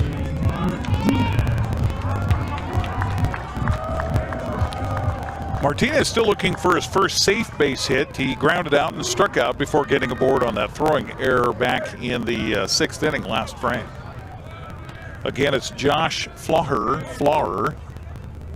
or Flower, if you will, pitching here for Bellingham. The first pitch misses low to Cade Martinez, 1-0 the count. He finally closed the book on Trevor Moore tonight as he goes 5 2/3. Pitch is a check swing by Martinez. Ball low, 2-0 the count. He gave up the 3 runs, only 1 of which was earned on 5 hits. Here's a swing and a miss.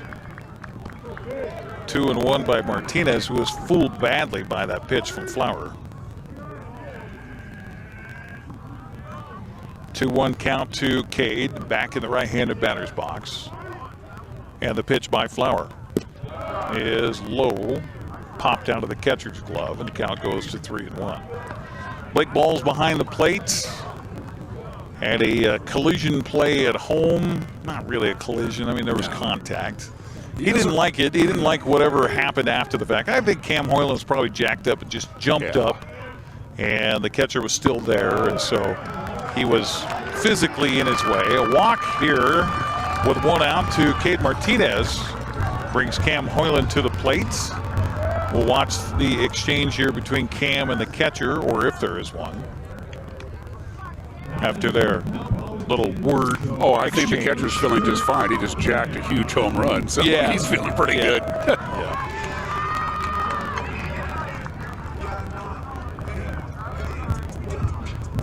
And still nobody warming up in the Apple Sox bullpen. Meanwhile, right-hander is standing down in the Bellingham bullpen. Flower with a runner behind him at first base, always working from the stretch. And the pitch on the way is bouncing in, got away from the catcher. So down to second base goes Cade Martinez on the wild pitch.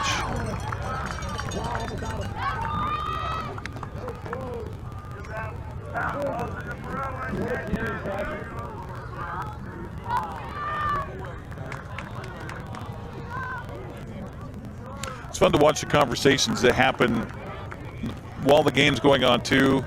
Like right now with Cade Martinez out there at second base, the shortstop coming in, a little smile on both their faces. Who knows what was said out there.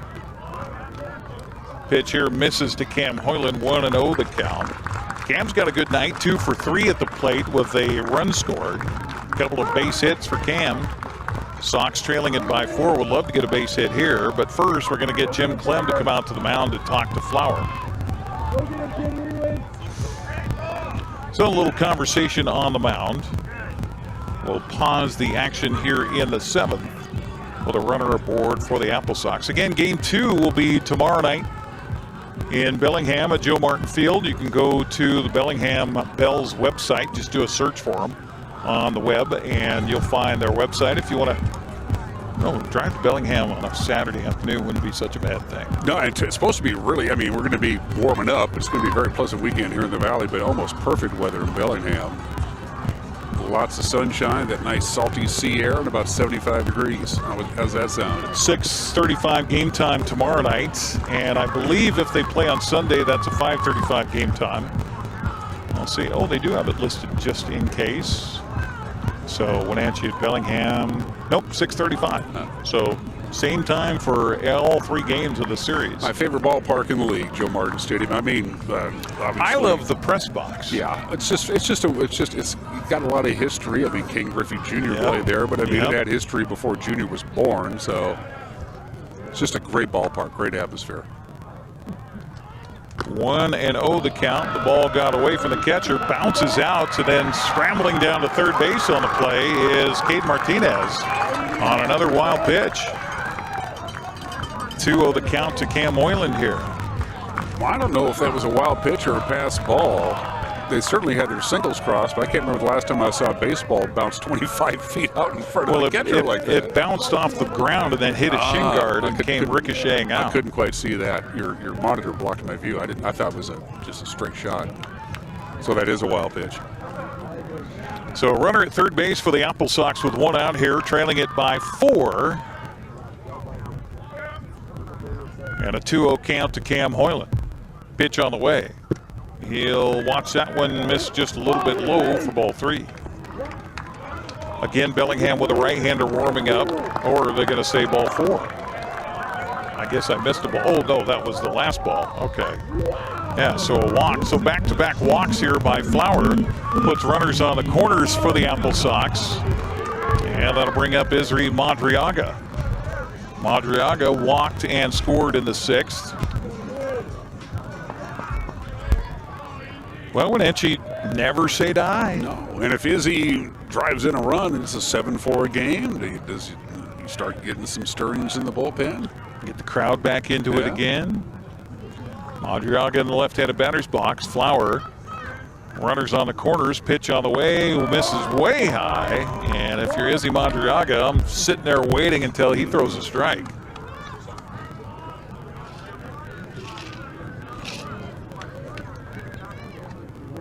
One out in the inning. Runners on the corners for Wenatchee with Martinez at third, Hoyland at first. Pitch on the way. Swung on and fouled back. And it counts a ball and a strike to Madriaga. Izzy has just scorched it since coming aboard the team here in the last month, batting .350 coming into tonight. Has 21 RBI on the summer.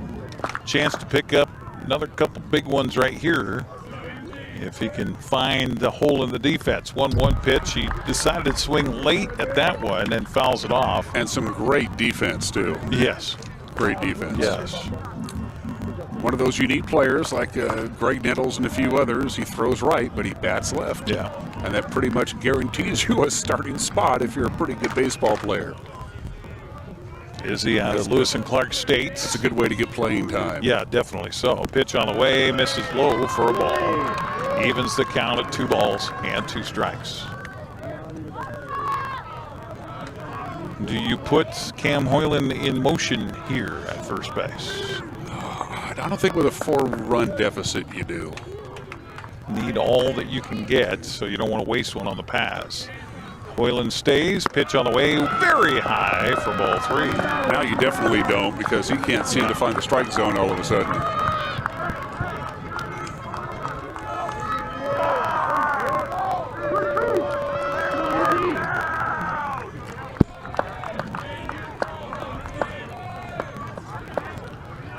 Three-two count with 1 out and 2 aboard.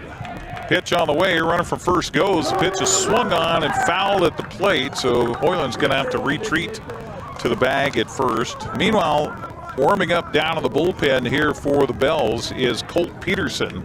We saw him last Friday as well, as he was pretty good in relief. Freshman out of Stanford warming up down in the Bells bullpen. We could very well see Flower. the same 3 pitchers tonight that we saw last Friday night. Definitely. In the same order, too, I think. 3-2 pitch again on the way. Cam Hoyland breaks. The pitch on the way, swung on and fouled back again. And I'll tell you, Madriaga didn't miss that by much. Swung just under it.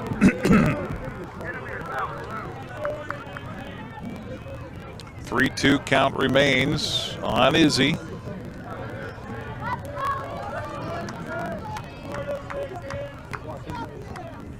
Back in the left-handed batter's box. Martinez at third, Hoyland at first. Sox trail it by 4. Pitch on the way is low for ball 4. And the bases are loaded.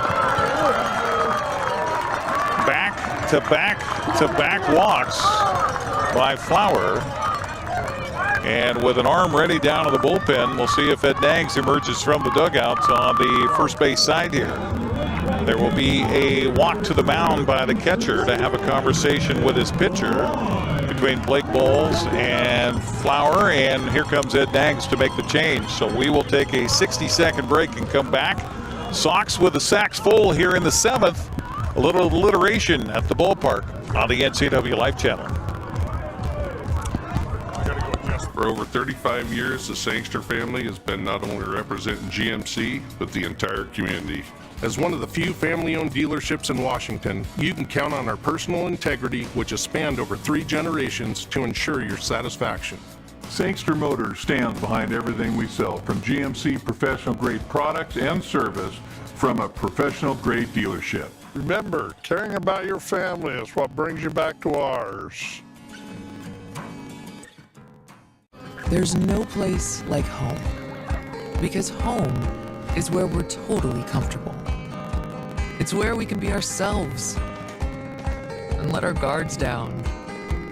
It's where we make memories, and we're always imagining new ways to keep it totally comfortable.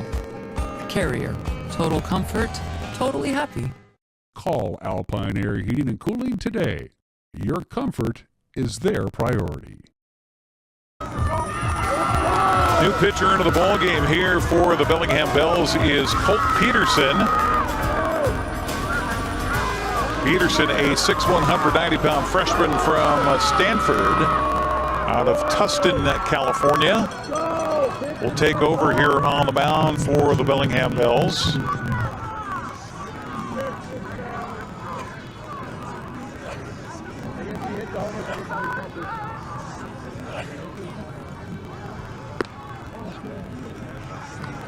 We did see Peterson, Colt Peterson, there we go, last Friday against the Wenatchee Apple Sox.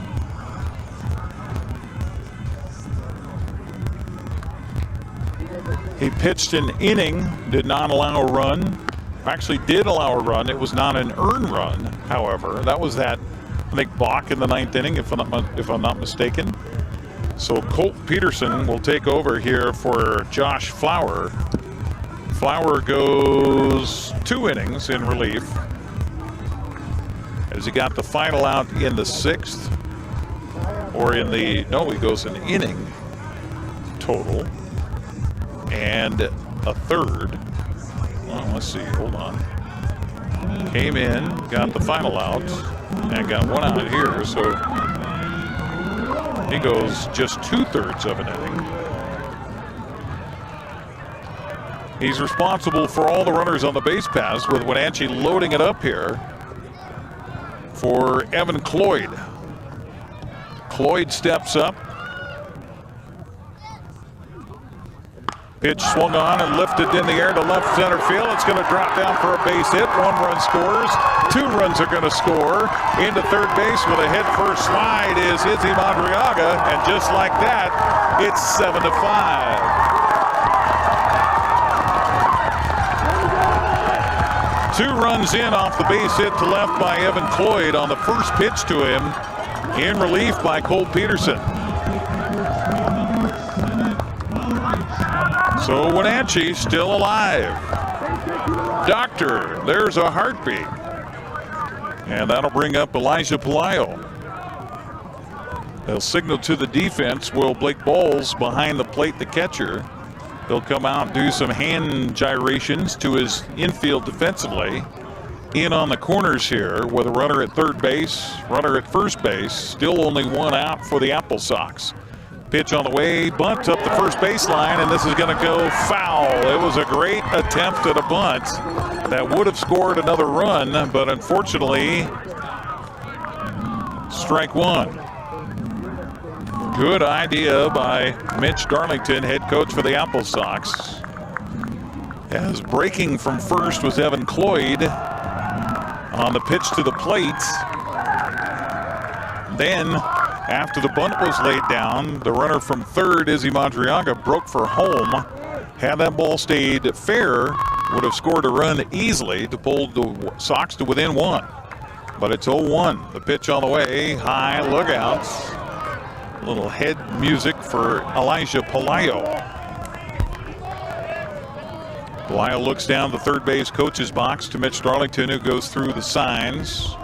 Steps back in the right-handed batter's box, crowding with his right foot, his trailing foot, and the pitch on the way is in there for a strike and a count. A ball and 2 strikes to Pelayo. Pelayo 0 for 2 tonight with a fly out to strikeout. Also had a sacrifice fly for an RBI back in the 6th. Sox gave up a 4 spot in the top half of this inning and have scored 2 back again. This pitch misses low for a ball. Good eye by Pelayo. Count even at 2 balls and 2 strikes. Another right-hander warming up down in the bullpen for Bellingham. Meanwhile, nobody throwing for the Apple Sox. 2-2 pitch on the way by Cole Peterson. Misses low for ball 3. Ji-Hee Lee waiting on deck for Wenatchee. Wenatchee scoring 3 runs in the 6th to tie at 3-3. Bellingham scored 4 in the top of the 7th to take a 7-3 lead. Wenatchee's cut that lead down to 2 here at 7-5 with 2 on and 1 out. The runner from first goes. The pitch is strike 3 called to throw down to second base. Not in time.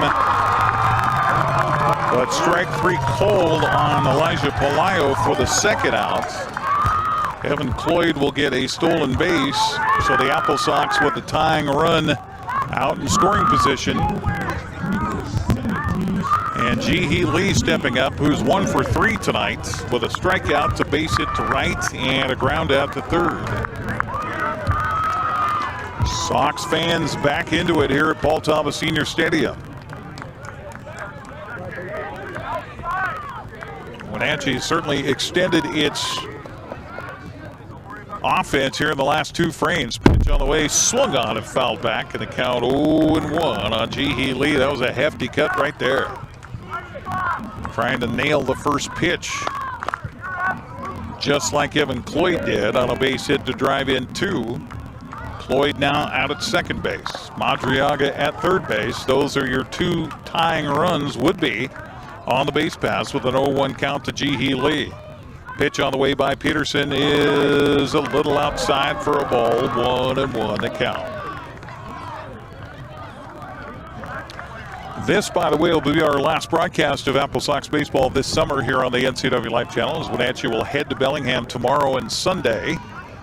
Apologies, we don't have cables that stretch quite that far. Pitch on the way here, swung on and missed. Heavy swing by Ji-Hee Lee. Now behind in the count, 0-1-2. Apple Sox fans hoping for a little more magic here in the 7th. Madriaga with the lead at third. Cloyd with the lead at second. Lee back in the right-handed batter's box as Colt Peterson trying to shut down the faucet right here. Pitch on the way is swung on and missed, and gone is Lee, and so are the Apple Sox. But not before Wenatchee gets a little life here in the 7th. Back-to-back walks, and then Evan Cloyd makes it pay. He brings in 2. As we head to the 8th frame, it is 7-5, Bellingham on top. You're watching the West Coast League North Division playoffs on the NCWLIFE channel. Hey, welcome back to Save Mart. What can we help you find today? We're looking for a mattress. Oh, right this way. We got our selection. We have this pillow top here. Oh, comfortable. We have more to choose from down here. Oh. I think I have the perfect one over here for you. I guess we'll take this one. You'll find it at Save Mart. Full service at a low price. At Kennedy Group, we understand that buying and selling is more than a transaction, and it's more than just a house. This is where you will gather with friends and family, and where a lifetime of memories will be made. But buying a home is more than memories. Oftentimes, it's your biggest financial decision. The agents at Kennedy Group understand this and provide real estate advice based on your goals and dreams. Call us today and let's find your happy place. Welcome back once again to Paul Thomas Senior Stadium. To the top of the 8th inning we go, and the bottom of the order due up for Bellingham. Nate Kirkpatrick, Noah Figured, and Brock Sell to face Easton Brooks. And Dan Kutz, you're right. There is nobody warming up behind Easton Brooks. This is his to finish. This is his game. Apple Sox get a little life after the crowd go dead in the 4-run top of the 7th. Wenatchee scores 2 runs in the bottom of the 7th to cut the lead to 7-5. So it's doable. Got to hold him in check right here, though. And who knows what, Mitch and Quincy talking to Easton say, you're riding this horse to the end of the game. Maybe that gave him a little boost. Now that the team has scored a little bit, it's like, okay, well.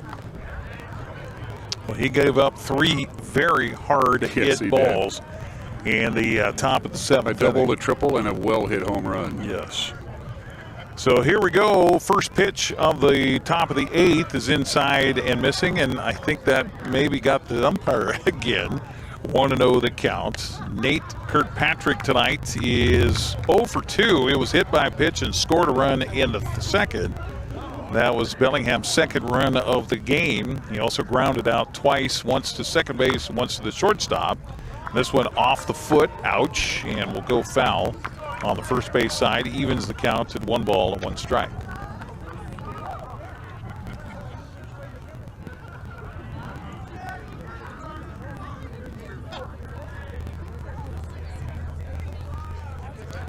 Easton Brooks with the 1-1 pitch on the way to Kirkpatrick. Swung on a hit back past the pitcher, and that's going to squeak right into center field for a base hit.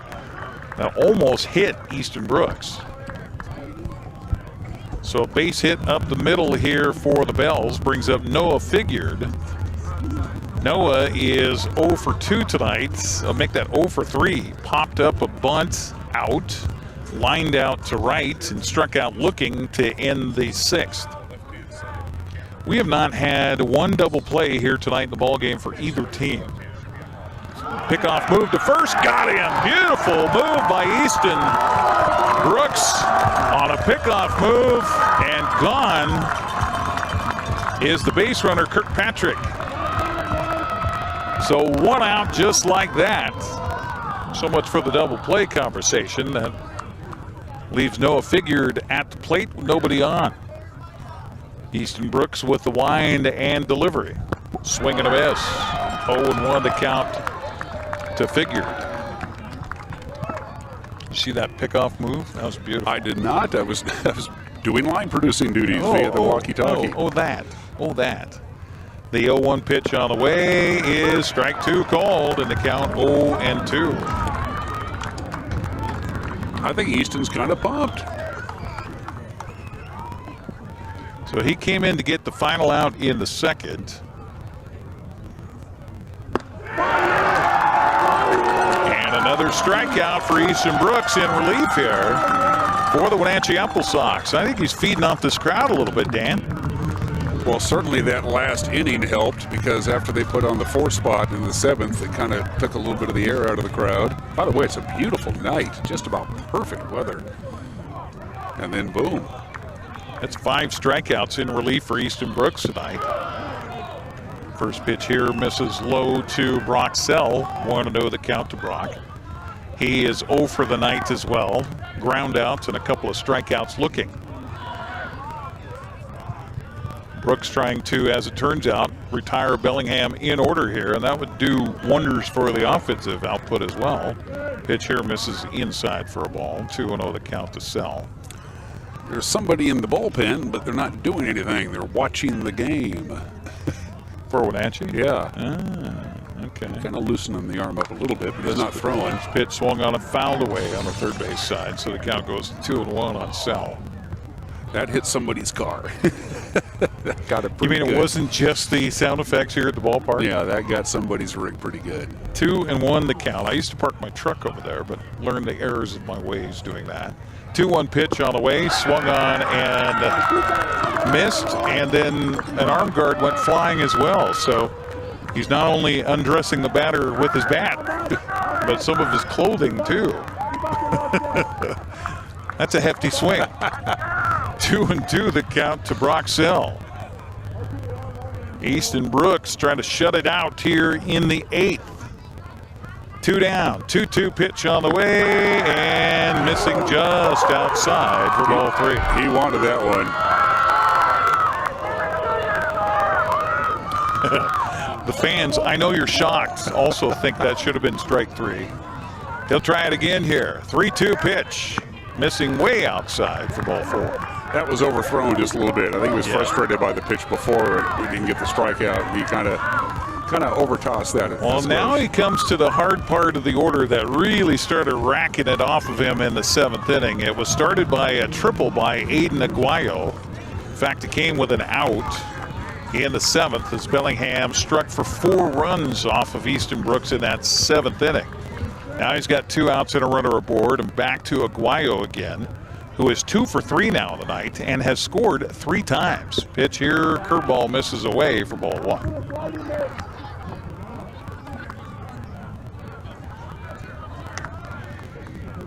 Dan, I haven't really had a chance to talk to you about some of the changes coming to Major League Baseball. Looks like they're going to go to the review on strikes. Pitch here, swung on, popped up, foul territory, long run for Cade Martinez. Out of play. Yep, out of play. Just out of play. Even if he caught it, it wouldn't have counted. 1-1 the count here to Aguayo. Just outside the white line that defines what is in play and out of play. If you cross that line and catch it, it doesn't count. So when you think about using electronics on strikes, it worked at the All-Star game. You know, it was pretty quick. It was, yeah. It wasn't. It didn't delay the game anymore, but it was also an exhibition game. Right. It's really how the umpires feel about it. They've taken to instant replay seemingly okay. I mean, nobody likes to see their call overruled by technology, regardless of what sport you're doing. But in theory, you want to get it right. Pitch here bounces in for a ball. Good stop by Morisaki in the count 2-1 on Aguayo. But of course, umpires have their quirks. You know, some call high strikes, some call low strikes. Some, you know, they all have their own little ways of defining what a strike is, and there's no 2 umpires that are exactly the same. 2-1 to count to Aguayo here. Easton Brooks with 2 outs and a runner aboard here in the top of the 8th. Pitch is low for a ball. 3-0 the count. Well, there's a body down on the bullpen mound. I don't see a catcher down there. No, he's just been stretching and that kind of stuff. 3-1 the count to Aguayo here. Easton Brooks, we've seen his great move over to the bag at first, and he'll try it again. Got him! He's calling the balk. Oh, yep. The other field umpire is calling the balk. How about that? A 3-man crew, and the other umpire is overruling, saying it's a balk, and now Mitch Darlington wants an explanation.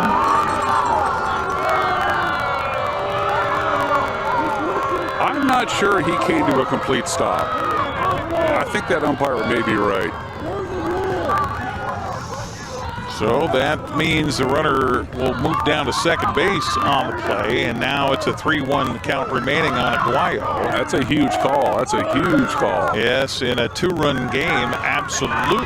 And with 2 outs, now you got a runner in scoring position. But I actually think that was the right call. So you're saying as he came with the glove and ball together in his hand on the mound, that he didn't stop for that second?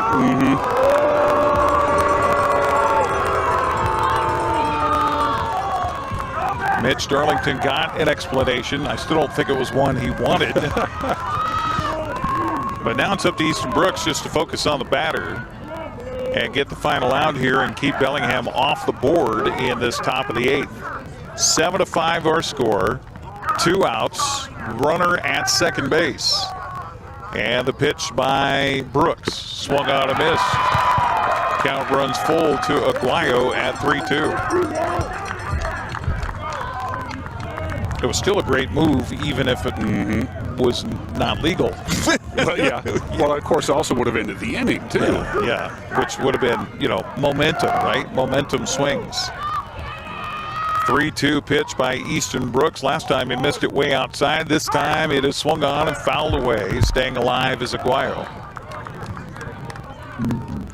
2 teams will play no matter what tomorrow night at 6:35 up in Bellingham at Joe Martin Field. Gorgeous place to watch a baseball game from. Yeah, I had the unique opportunity. I saw Ken Griffey Jr. playing at Joe Martin Field as a Bellingham Mariner back in the day. His rookie year was 87, is that right? 87, yeah. Pitch on the way. Strike 3 called. Gone looking is Aguayo. He doesn't like that call, but it is the 3rd out here of the 8th inning. So we'll head to the bottom of the 8th. It's a 2-run differential. 7-5 our score. We're back with more next year on the NCWLIFE channel. Les Schwab changed the tire game more than 70 years ago. Today, we still believe you should get more from less. Like more hustle, less hassle, more of the best service around, less of the runaround. Because we include America's best tire warranty in every tire we sell. So you get more unbeatable warranty, less charging you extra. It's why we're more than proud to say, you get more from less.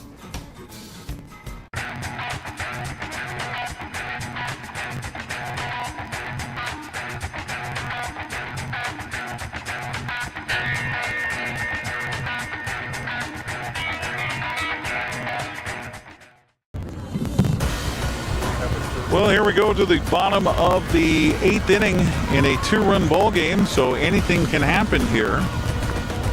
So I put my glasses back on after I checked the pitcher warming up down in the bullpen.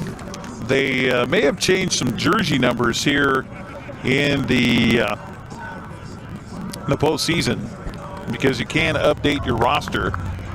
Looks, according to our eyes out in the outfield, he told me it was like a 30, but I don't have a 30. But now I'm seeing roster. a 20. I'm seeing it looks like Carson Bozel to me. I think that is Carson Bozel. 22, I think. So maybe they changed who was down there. Meanwhile, for Bellingham, it'll be Colt Peterson continuing to pitch here as we head to the bottom of the 8th inning. Bottom of the order due up for the Apple Sox. Noah Fields, Kanoa Morisaki, and Theo Kim. Boy, this is a lovely little hint of a breeze. I mean, it's just a beautiful night. Yeah. I'd be out on my back porch right now if I was home. And if you're watching at home, folks, you said, boy, I think we'll go to the next game. You're going to have to wait till next June. Well, you can drive to Bellingham. You can drive to Bellingham. Yeah, tomorrow. Pitch on the way is a check swing foul ball by Noah Fields. 0-1 to count. Noah with an RBI single that went off the pitcher's leg in that 2-run, excuse me, where was that? That was the 3-run 6th inning for Wenatchee. So he is 1 for 2 tonight with a ground out to the line out. The 0-1 pitch from Peterson on the way, swung on and missed. 7 runs according to the scoreboard, 9 hits and 2 errors for Bellingham, 5 runs, 6 hits, no errors for Wenatchee. Tight one here. We have a final in other West Coast League playoffs. Get you those scores here in a moment. Pitch on the way, fastball miss. Oh, goodness. Gone looking is Noah Fields on a pitch that looked awfully low from this vantage point. We've had a lot of called third strikes in this game. Yes, we have. About 5 by my count. Backwards case. Edmonton will take a 1-0 lead over Victoria as they'll head back home tomorrow. That's a trip. That's a trip. That's a trip. 6-1 the final. Edmonton at Victoria gets the victory in game 1 of that series tonight. I was quietly happy we ended up with the number 4 seed in Bellingham instead of the number 3 seed and making the trip to Edmonton. Yes, definitely so. First pitch to Konoa Morisaki is ball, and the second pitch is ball 2. Also a final, Portland able to knock off Marionberries on the road tonight, 4-3. So the Pickles are up 1-0 in that series. Where is Marion, by the way? Salem. No, I was talking about your wife. Oh, that Marion. Oh, just kidding. She's in Salem too. Okay. No, she's down in Clay Elum. She's with the group for Grant Michelle's birthday. Gotcha. And the Berries are in Salem. Okay. Baylor, yeah. State capital. Salem, yep. Pitch on the way, low for a ball. There are a lot of teams now on the I-5 corridor down in Oregon now. Yes. Corvallis, Marionberries, Portland. 3-1 to count. Pitch on the way. Swung on and a fly ball to deep right field. Backing up is the right fielder. Back. And he'll make the catch just in front of the warning track out there.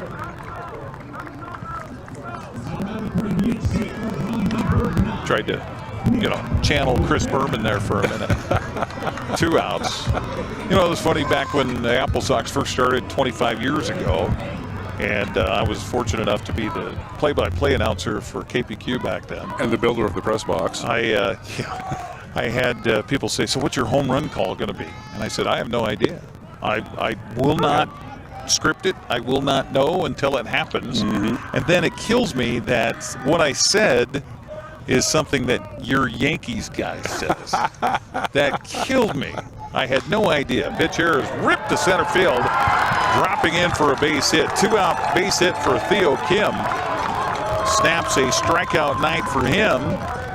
And back to the top of the order, so the Apple Sox will bring the tying run to the plate. That's all you can ask for. Here we go. Cade Martinez will step up. But yeah, I said, see ya. Because that's something I used to say all the time. But see ya. John Sterling is now retired. Yes. But that was back in 25 years ago when he was still doing it. I had no idea. I would never purposely listen to a radio broadcast of the Yankees that I can't stand. Am I not clear about my feelings about the Yankees? I appreciate what they've been able to do. Right. I hated Steinbrenner. Just couldn't stand the smug guy. 0-1 count to Martinez after he fouled the first one off. Pitch on the way, swung on and missed. I have a fallback. When I started to be a Yankee fan, CBS still owned them. So I don't have to worry about that. Okay. All right. And how did you become a Yankee fan? Bobby Mercer. He was my favorite player. And he was center fielder for the Yankees, kind of by default. 0-2 pitch on the way, swung on and fouled away into the tennis courts nearby. So, I mean, why him? Because I remember reading Yankees were on TV a lot back When I was just a kid, like 7 or 8 years old, he was the heir apparent. So this would have been in the 70s? This is about 71, 72. Okay. And it was because he was the heir apparent to Mickey Mantle. They were both from Oklahoma. Mickey retired. Bobby Mercer got to play center field. 0-2 pitch on the way to Martinez, meanwhile, is missing outside for ball. I got to wait. This umpire is so deliberate with his calls. 1-2 to count. Just the continuity of DiMaggio to Mantle to Mercer kind of got me. I just enjoyed that. Was your dad a baseball fan? Was yeah, he very much so. He was a DiMaggio guy. Swing and a miss here by Cade Martinez will be the final out for the Apple Sox here in the 8th. Eric, I got to leave you, my friend. Okay, well, thank you for stepping in and talking baseball here tonight. We'll take a break, come back. 9th inning coming up. 7-5 the score. Bells on top. We're back after this on the NCW Life channel. Whether you're a new homeowner or looking to update, Save Mart in Wenatchee has everything you need. From top-of-the-line appliances to comfy mattresses and stunning furniture that fits your style, they have it all under one roof. With great deals and expert customer service, you'll find the perfect pieces for your space and your budget. Save Mart, your local destination for quality appliances, mattresses, and furniture at prices you'll love.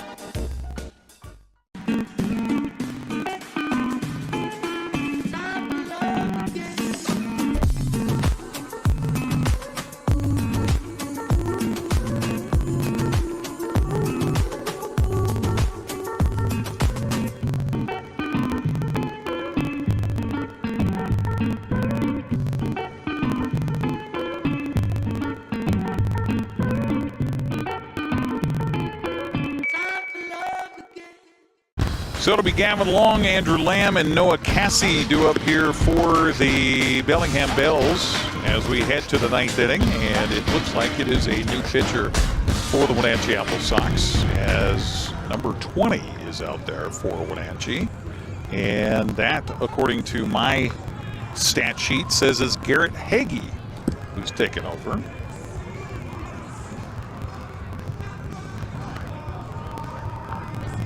Number 20. Hagee, 6'1", 160-pound junior, Central Washington University. He is an Ephrata product, so close to home for this young fella as he takes over. Just about in the books for the rest of our games tonight in the West Coast League playoffs. Corvallis falls to Bend tonight, 7-5. So the Elks, the only lower seeded team to win tonight so far, as Portland knocked off the Marionberries 4-3. Edmonton wins at Victoria 6-1. Bend holds off Corvallis 7-5. And that's one, of course, 7-5 as well, as we're in the top of the 9th inning. Gavin Long will step up to lead it off here for Bellingham, who I'm sure would love to get some insurance runs off of Garrett Hagee. First pitch on the way is right down the middle for a strike. 0-1 the count. And my broadcast partner Brandon Schmidt would smile at that one. Always try to get those first pitch strikes. Here comes the 0-1 pitch on the way. Swing and a miss by Gavin Long, and the count quickly 0-2 in favor of Garrett Hagee. Easton Brooks does a great job in relief here for the Wenatchee Apple Sox tonight. Extends all the way through the 8th. Pitch here misses outside for a ball. Good idea by Hagee to get into reach for one. But Brooks came in with 2 outs in the 2nd. Goes 6 1/3 tonight for Wenatchee. Does give up that 4 spot in the 7th. That was it off of the arm of Easton Brooks tonight. 3, 4, 5 hits. This pitch swung on a fly ball to shallow right, and coming in on the ball is Noah Fields. They'll make the catch for the outs. So 1 out here in the 9th inning. That'll bring up Andrew Lamb. So 3, 4, 5. 5 hits. All 4 runs were earned by Bellingham here tonight off of Easton Brooks. Easton finishes with 6 strikeouts in relief. First pitch here is just missing outside for ball 1 to Andrew Lamb, 1-0 the count. Easton ran into a little bit of trouble in that 7th inning where they scored 4 runs. He did have 1 walk in that frame. Pitch here is outside for a ball, 2-0 the count. And other than that, I don't think Easton Brooks threw another walk. Yeah, he walked a batter in the 8th. So 2 walks here tonight for Easton Brooks. in relief. This pitch is, oh my goodness, ball 3. So 3 balls in a row to Andrew Lamb, who walked and scored in that 4-run 7th after Wenatchee came back and scored 3 runs at the bottom of the 6th to tie it. This pitch is a strike call, and the count goes to 3-1. By the way, due up in the bottom of the 9th for the Apple Sox in their last chance. Cam Hoyland, Izzy Madriaga, and Evan Cloyd. Those are the guys you want coming to the plate, so don't go away. 3-1 pitch on the way in the dirt inside for a ball. So a walk given up to Andrew Lamb puts a runner aboard for Noah Cassie. Cassie with a double and an RBI and a run scored in the 7th. He's 2 for 4 tonight. Has a single, ground out, and a strikeout looking.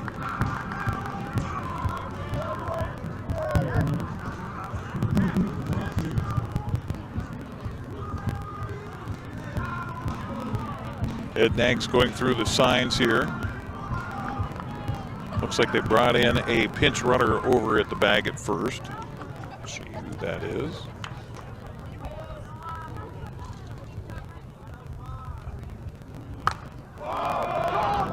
Pop up in the infield. Who's calling for it? It will be Palayo, the shortstop. So 2 outs. Trying to find out who the runner is over at first base. 22. And so that is Rob Jacobson over there running at first. As I mentioned, Bellingham, I'm sure, would love to get a little insurance here. Blake Balls will be the guy to do it. He's got a big 2-run jack tonight. First pitch he'll watch, miss inside for ball 1. 1-0 the count. Boy, not missing by much here is Garrett Hagee. Balls 1 for 3 officially tonight. He's got 3 RBI to go along with that 2-run home run.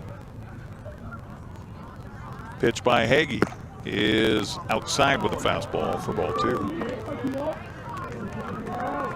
Before you know it, we'll be back to high school sports in the fall here on the NCWLIFE channel. High school football coming your way with a big prep football opener. First weekend of September, and this one's in for a strike, and the count goes to 2-1. If I'm not mistaken, it's Wenatchee on Friday night, the 5th of September, and then Eastmont on Saturday, the 6th of September. We'll kick off our fall season right here on the NCWLIFE channel. Here comes the 2-1 pitch, and that was a flinch but no swing, and a ball 3 to Blake Balls. So Jacobson running at first for Andrew Lamb. 2 outs in the inning for Bellingham, leading it by 2 here in the top of the 9th inning. And a pickoff move, close but not quite. You got your evening newscast with Jefferson Robbins coming up here at the top of the hour, 10 o'clock. 3-1, or at the conclusion of tonight's ball game. Pitch by Hagee on the way is strike 2 called, and so the count is full to balls here. As Garrett Hagee trying to finish up the final out here for Bellingham and give Wenatchee a chance at the bottom of the 9th inning. 3-2 count to Blake Balls. Jacobson with a shallow lead over there at first base. The 3-2 pitch as the runner goes on the way. It is high for ball 4. So 2 walks here for Hagee in relief. And that brings up Noah Meffert. Meffert is 0 for the night with a fly out to line out and a couple of ground outs his last 2 times up. So Wenatchee would love to get a ground ball here. Pitch by Hagee, swung on a miss. Behind that fastball from Hagee is Meffert. 0-1 the count, 2 aboard for Bellingham as they lead it by 2 here in the top of the 9th inning. The 0-1 pitch by Hagee on the way is in there for strike 2. So Hagee trying to get a strikeout to finish up the Bells here in the 9th. turn the ball over to the offense in the bottom of the ninth. See if they can come through with some magic here at home. Pitch on the way is inside and hit the batter. Well, he's ahead in the count, 0-2, and then hits the batter. So runners all the way around for Bellingham here. Brings up Nate Kirkpatrick. And don't be surprised if Ed Nags tries to pull off a little something here with 2 outs and the bases loaded. Try to get the Bells and insurance run here. Kirkpatrick with a lead at third. This pitch is in for a strike at the count 0-1 on Kirkpatrick. I should say Jacobson at third base. They did not call that a strike. That was a ball. The fans wanted it to be a strike, and now finally the home plate umpire agrees. It's even now to Kirkpatrick at 1-1. The third baseman is 1 for 3 tonight. Was also hit by a pitch and scored. Pitch here swung on, popped up a mile high, foul territory, and this was going to get out of play. And will be strike 2. 1-2 the count to Nate Kirkpatrick. It's going to be kind of tight here for our newscast at the top of the hour. We will have that concluding following baseball right here on the NCWLIFE channel, your local TV station. Cam Hoyland, Izzy Madriaga, Evan Cloyd due up in the 9th inning for Wenatchee. Game 1 of the West Coast League North Division playoffs. Best of 3 series. Pitch here misses high. Try to get Kirkpatrick to chase after one. Count evens at 2 balls and 2 strikes. Third baseman back in the right-handed batter's box as Garrett Hagee continues on the mound for Wenatchee. Here comes the right-hander's 2-2 pitch on the way. Swung on and hit foul, and barely getting a piece of that one was Kirkpatrick to stay alive.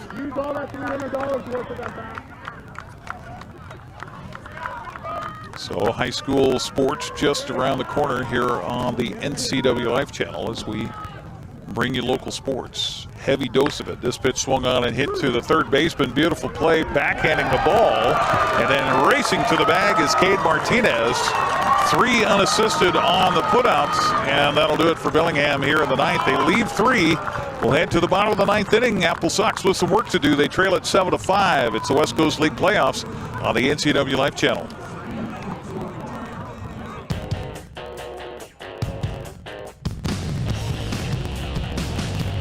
The new Hummer EV is everything you want in an all-electric vehicle.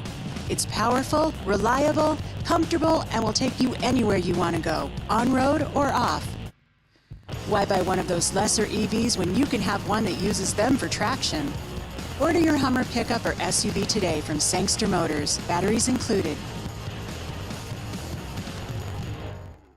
Tacos Chava has something new. Customers at Tacos Chava say it's the best Mexican food around. Nachos, enchiladas, tortas, ensaladas, and introducing camarones in many styles. You'll love the fresh salsa bar with so much selection. Are you ready for Tacos Chava? Find them at 2 great locations, the Wenatchee Valley Mall and Eniat. Tacos Chava, tan delicioso. Thanks for joining us here on the NCWLIFE channel as we go to the bottom of the 9th innings.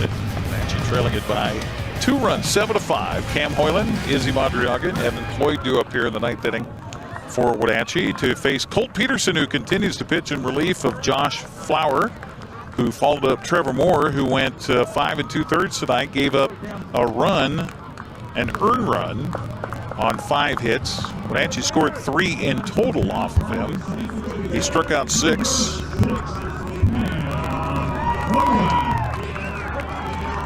Hoyland tonight has scored twice. He's 2 for 3 officially. Walked and scored in the 7th after Bellingham broke a 3-3 tie with 4 runs in the top of the 7th. Wenatchee came back to score 2 in the bottom of the 7th, and Hoyland takes the first pitch here from Peterson for ball 1. 1-0 the count to Cam Hoyland. I'm sure the Apple Sox staff working on a game plan against Colt Peterson here between innings. Pitch on the way is a fastball missing outside for ball 2. Good eye by Cam Hoyland. Crowd hanging out here throughout the evening. as we reach towards 10 o'clock in the Great Northwest. 2-0 pitch is missing for ball 3. Again, Gabe Norbert behind home plate. Matthew DeGray at first base, Corey Klein at third base. Here are our 3-man crew tonight. The 3-0 pitch by Colt Peterson on the way is in there for a strike, and the count goes to 3-1. If you're just joining us, Bellingham scored a run in the first, added 2 more in the second to lead it 3-0 until the bottom of the 6th when Wenatchee came through with 3 runs to tie it. To swing and a miss here is running the count full to Cam Hoyland at 3-2. Bellingham struck right back after it was tied 3-3 with 4 runs in the top of the 7th. Big hit was a 2-run home run. And that top of the 7th inning. Pitch here swung on, popped up a mile high. This is going over our heads, but we'll cycle back fair or in foul territory and be caught by the Bell's third baseman, Kirkpatrick, in foul territory for the out.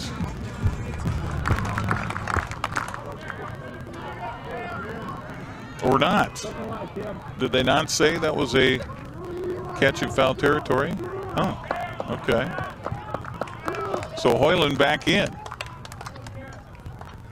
Pitch on the way, swung on, and a ball crushed to right field is going to be out of here. It's a 1-run game after Cam Hoyland gets a reprieve on a foul ball. And Cam makes it a 1-run ball game. He was such a huge part of the Apple Sox winning the North Division title a season ago. Can Cam Hoyland strike twice? Well, he does here in the 9th inning. Leadoff home run to right by Hoyland, our second home run in the ball game tonight, and that makes it 7-6. And Izzy Madriaga will try to continue a little magic here as Bellingham sends a right-hander quickly down to the bullpen to start warming up behind Colt Peterson.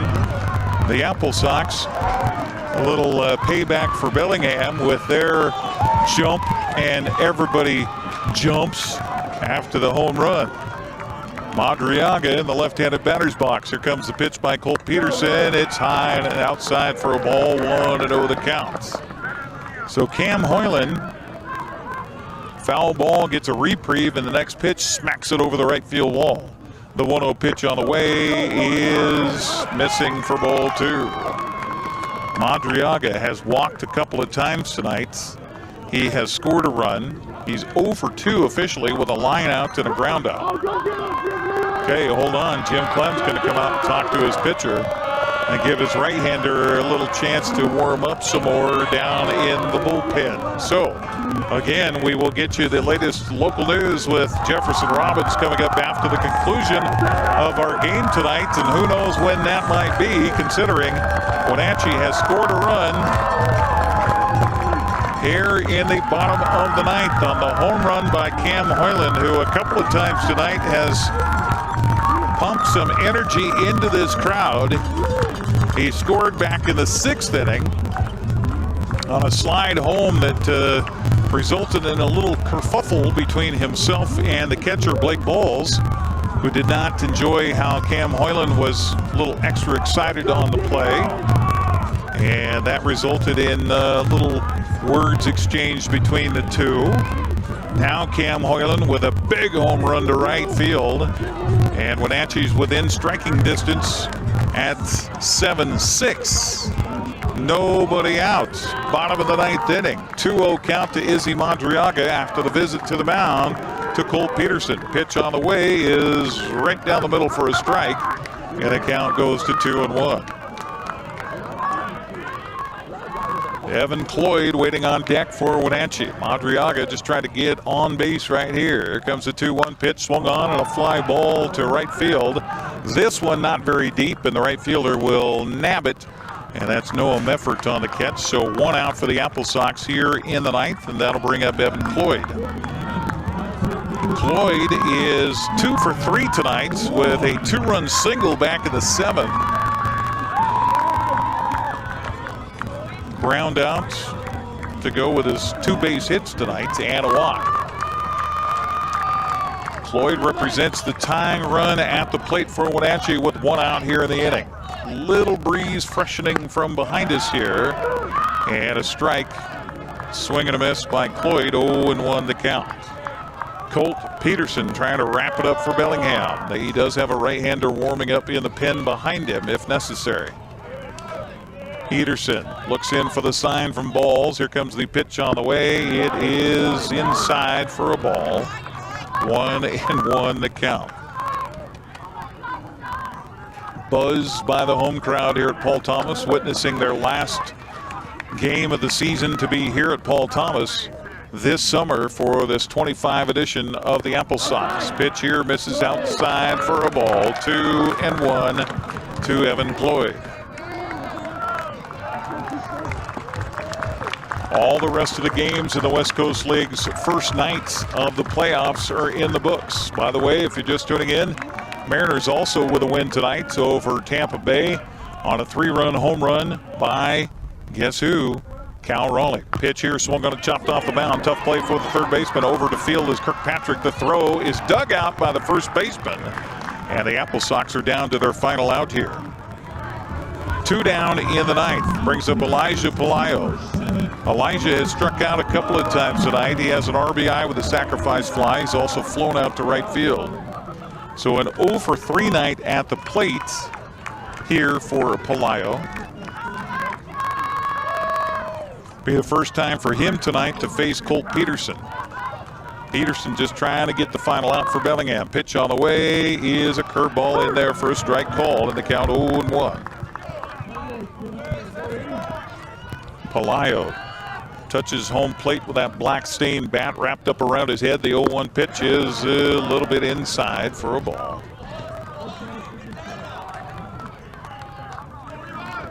Peterson with a little walk off the backside of the mound. I think he's frustrated. He wanted that strike. 1-1 the count to Pelayo. Peterson set. Pitch on the way is outside again. Framing attempt by Blake Bowles, but no. Home plate umpire says he did not find the strike zone with that one, so it goes to 2-1.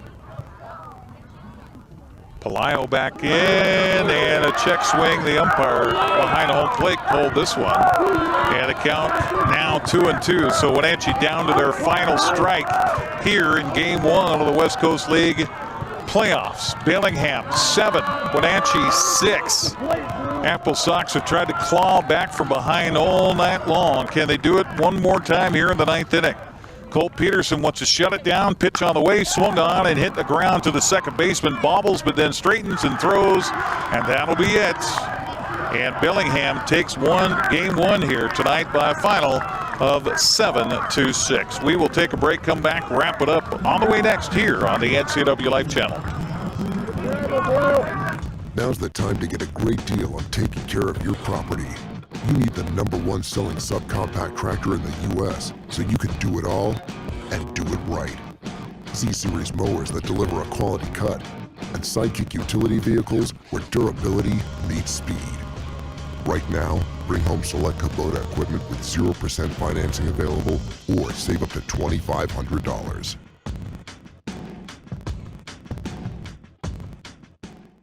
Welcome to the summer of good. Good people, good taste, good vibes, and good, well, everything. When you're ready for some old-fashioned good, Abby's is your place. We've been celebrating summers around the P&W for over 60 years. At Abby's, good is a legendary tradition. Some people say pineapple doesn't belong on pizza. Well, those people have obviously never tried Abby's Big Hawaiian, featuring loads of Canadian bacon and Dole pineapple. Right now at Abby's.com, order this juicy, cheesy, and legendary pizza at a mouth-watering price. Celebrate the summer of good with an Abby's Big Hawaiian. Well, the Bellingham Bells get game 1 of their North Division playoffs with the Wenatchee Apple Sox. 7-6 the final. Close one back and forth here. Bellingham grabbed a 3-run lead early. Sox came back to tie it with 3 runs at the bottom of the 6th. Bellingham took a 7-3 lead with 4 runs in the 7th. Wenatchee came back with 2 runs in the bottom of the 7th. They get a run here in the bottom of the 9th on a solo home run by Cam Hoyland, but cannot claw all the way back and fall by a score of 7-6. So the season will come down to tomorrow for Wenatchee A must-need win for the Apple Sox to extend the season one more day at Joe Martin Field tomorrow night at 6:35. Thanks again to our crew here tonight for helping us on the broadcast. To all of our teammates, we appreciate them all season long and all summer long. And we will join you next with fall sports action coming up September 5th and 6th right here on your local TV station, the NCWLIFE channel. Again, Game 1 goes to Bellingham, 7-6 the final. The Bells take the advantage. They'll head home tomorrow and host the Apple Sox in Game 2 at Joe Martin Field. On behalf of everybody involved in our broadcast tonight here on the NCWLIFE channel, thank you for watching and have a good night. It's by Busich. Thanks for watching Wenatchee Apple Sox Baseball right here on the NCWLIFE channel. Tonight's broadcast was sponsored by our Platinum supporter, Alpine Air Heating and Cooling. Also by Abby's Pizza, Apple Valley Honda, Biosports Physical Therapy, Caldwell Banker Cascade Real Estate, Global Car Care, Harvest Valley Pest Control, the Highlander Golf Course and Grill, the Kennedy Real Estate Group, Les Schwab,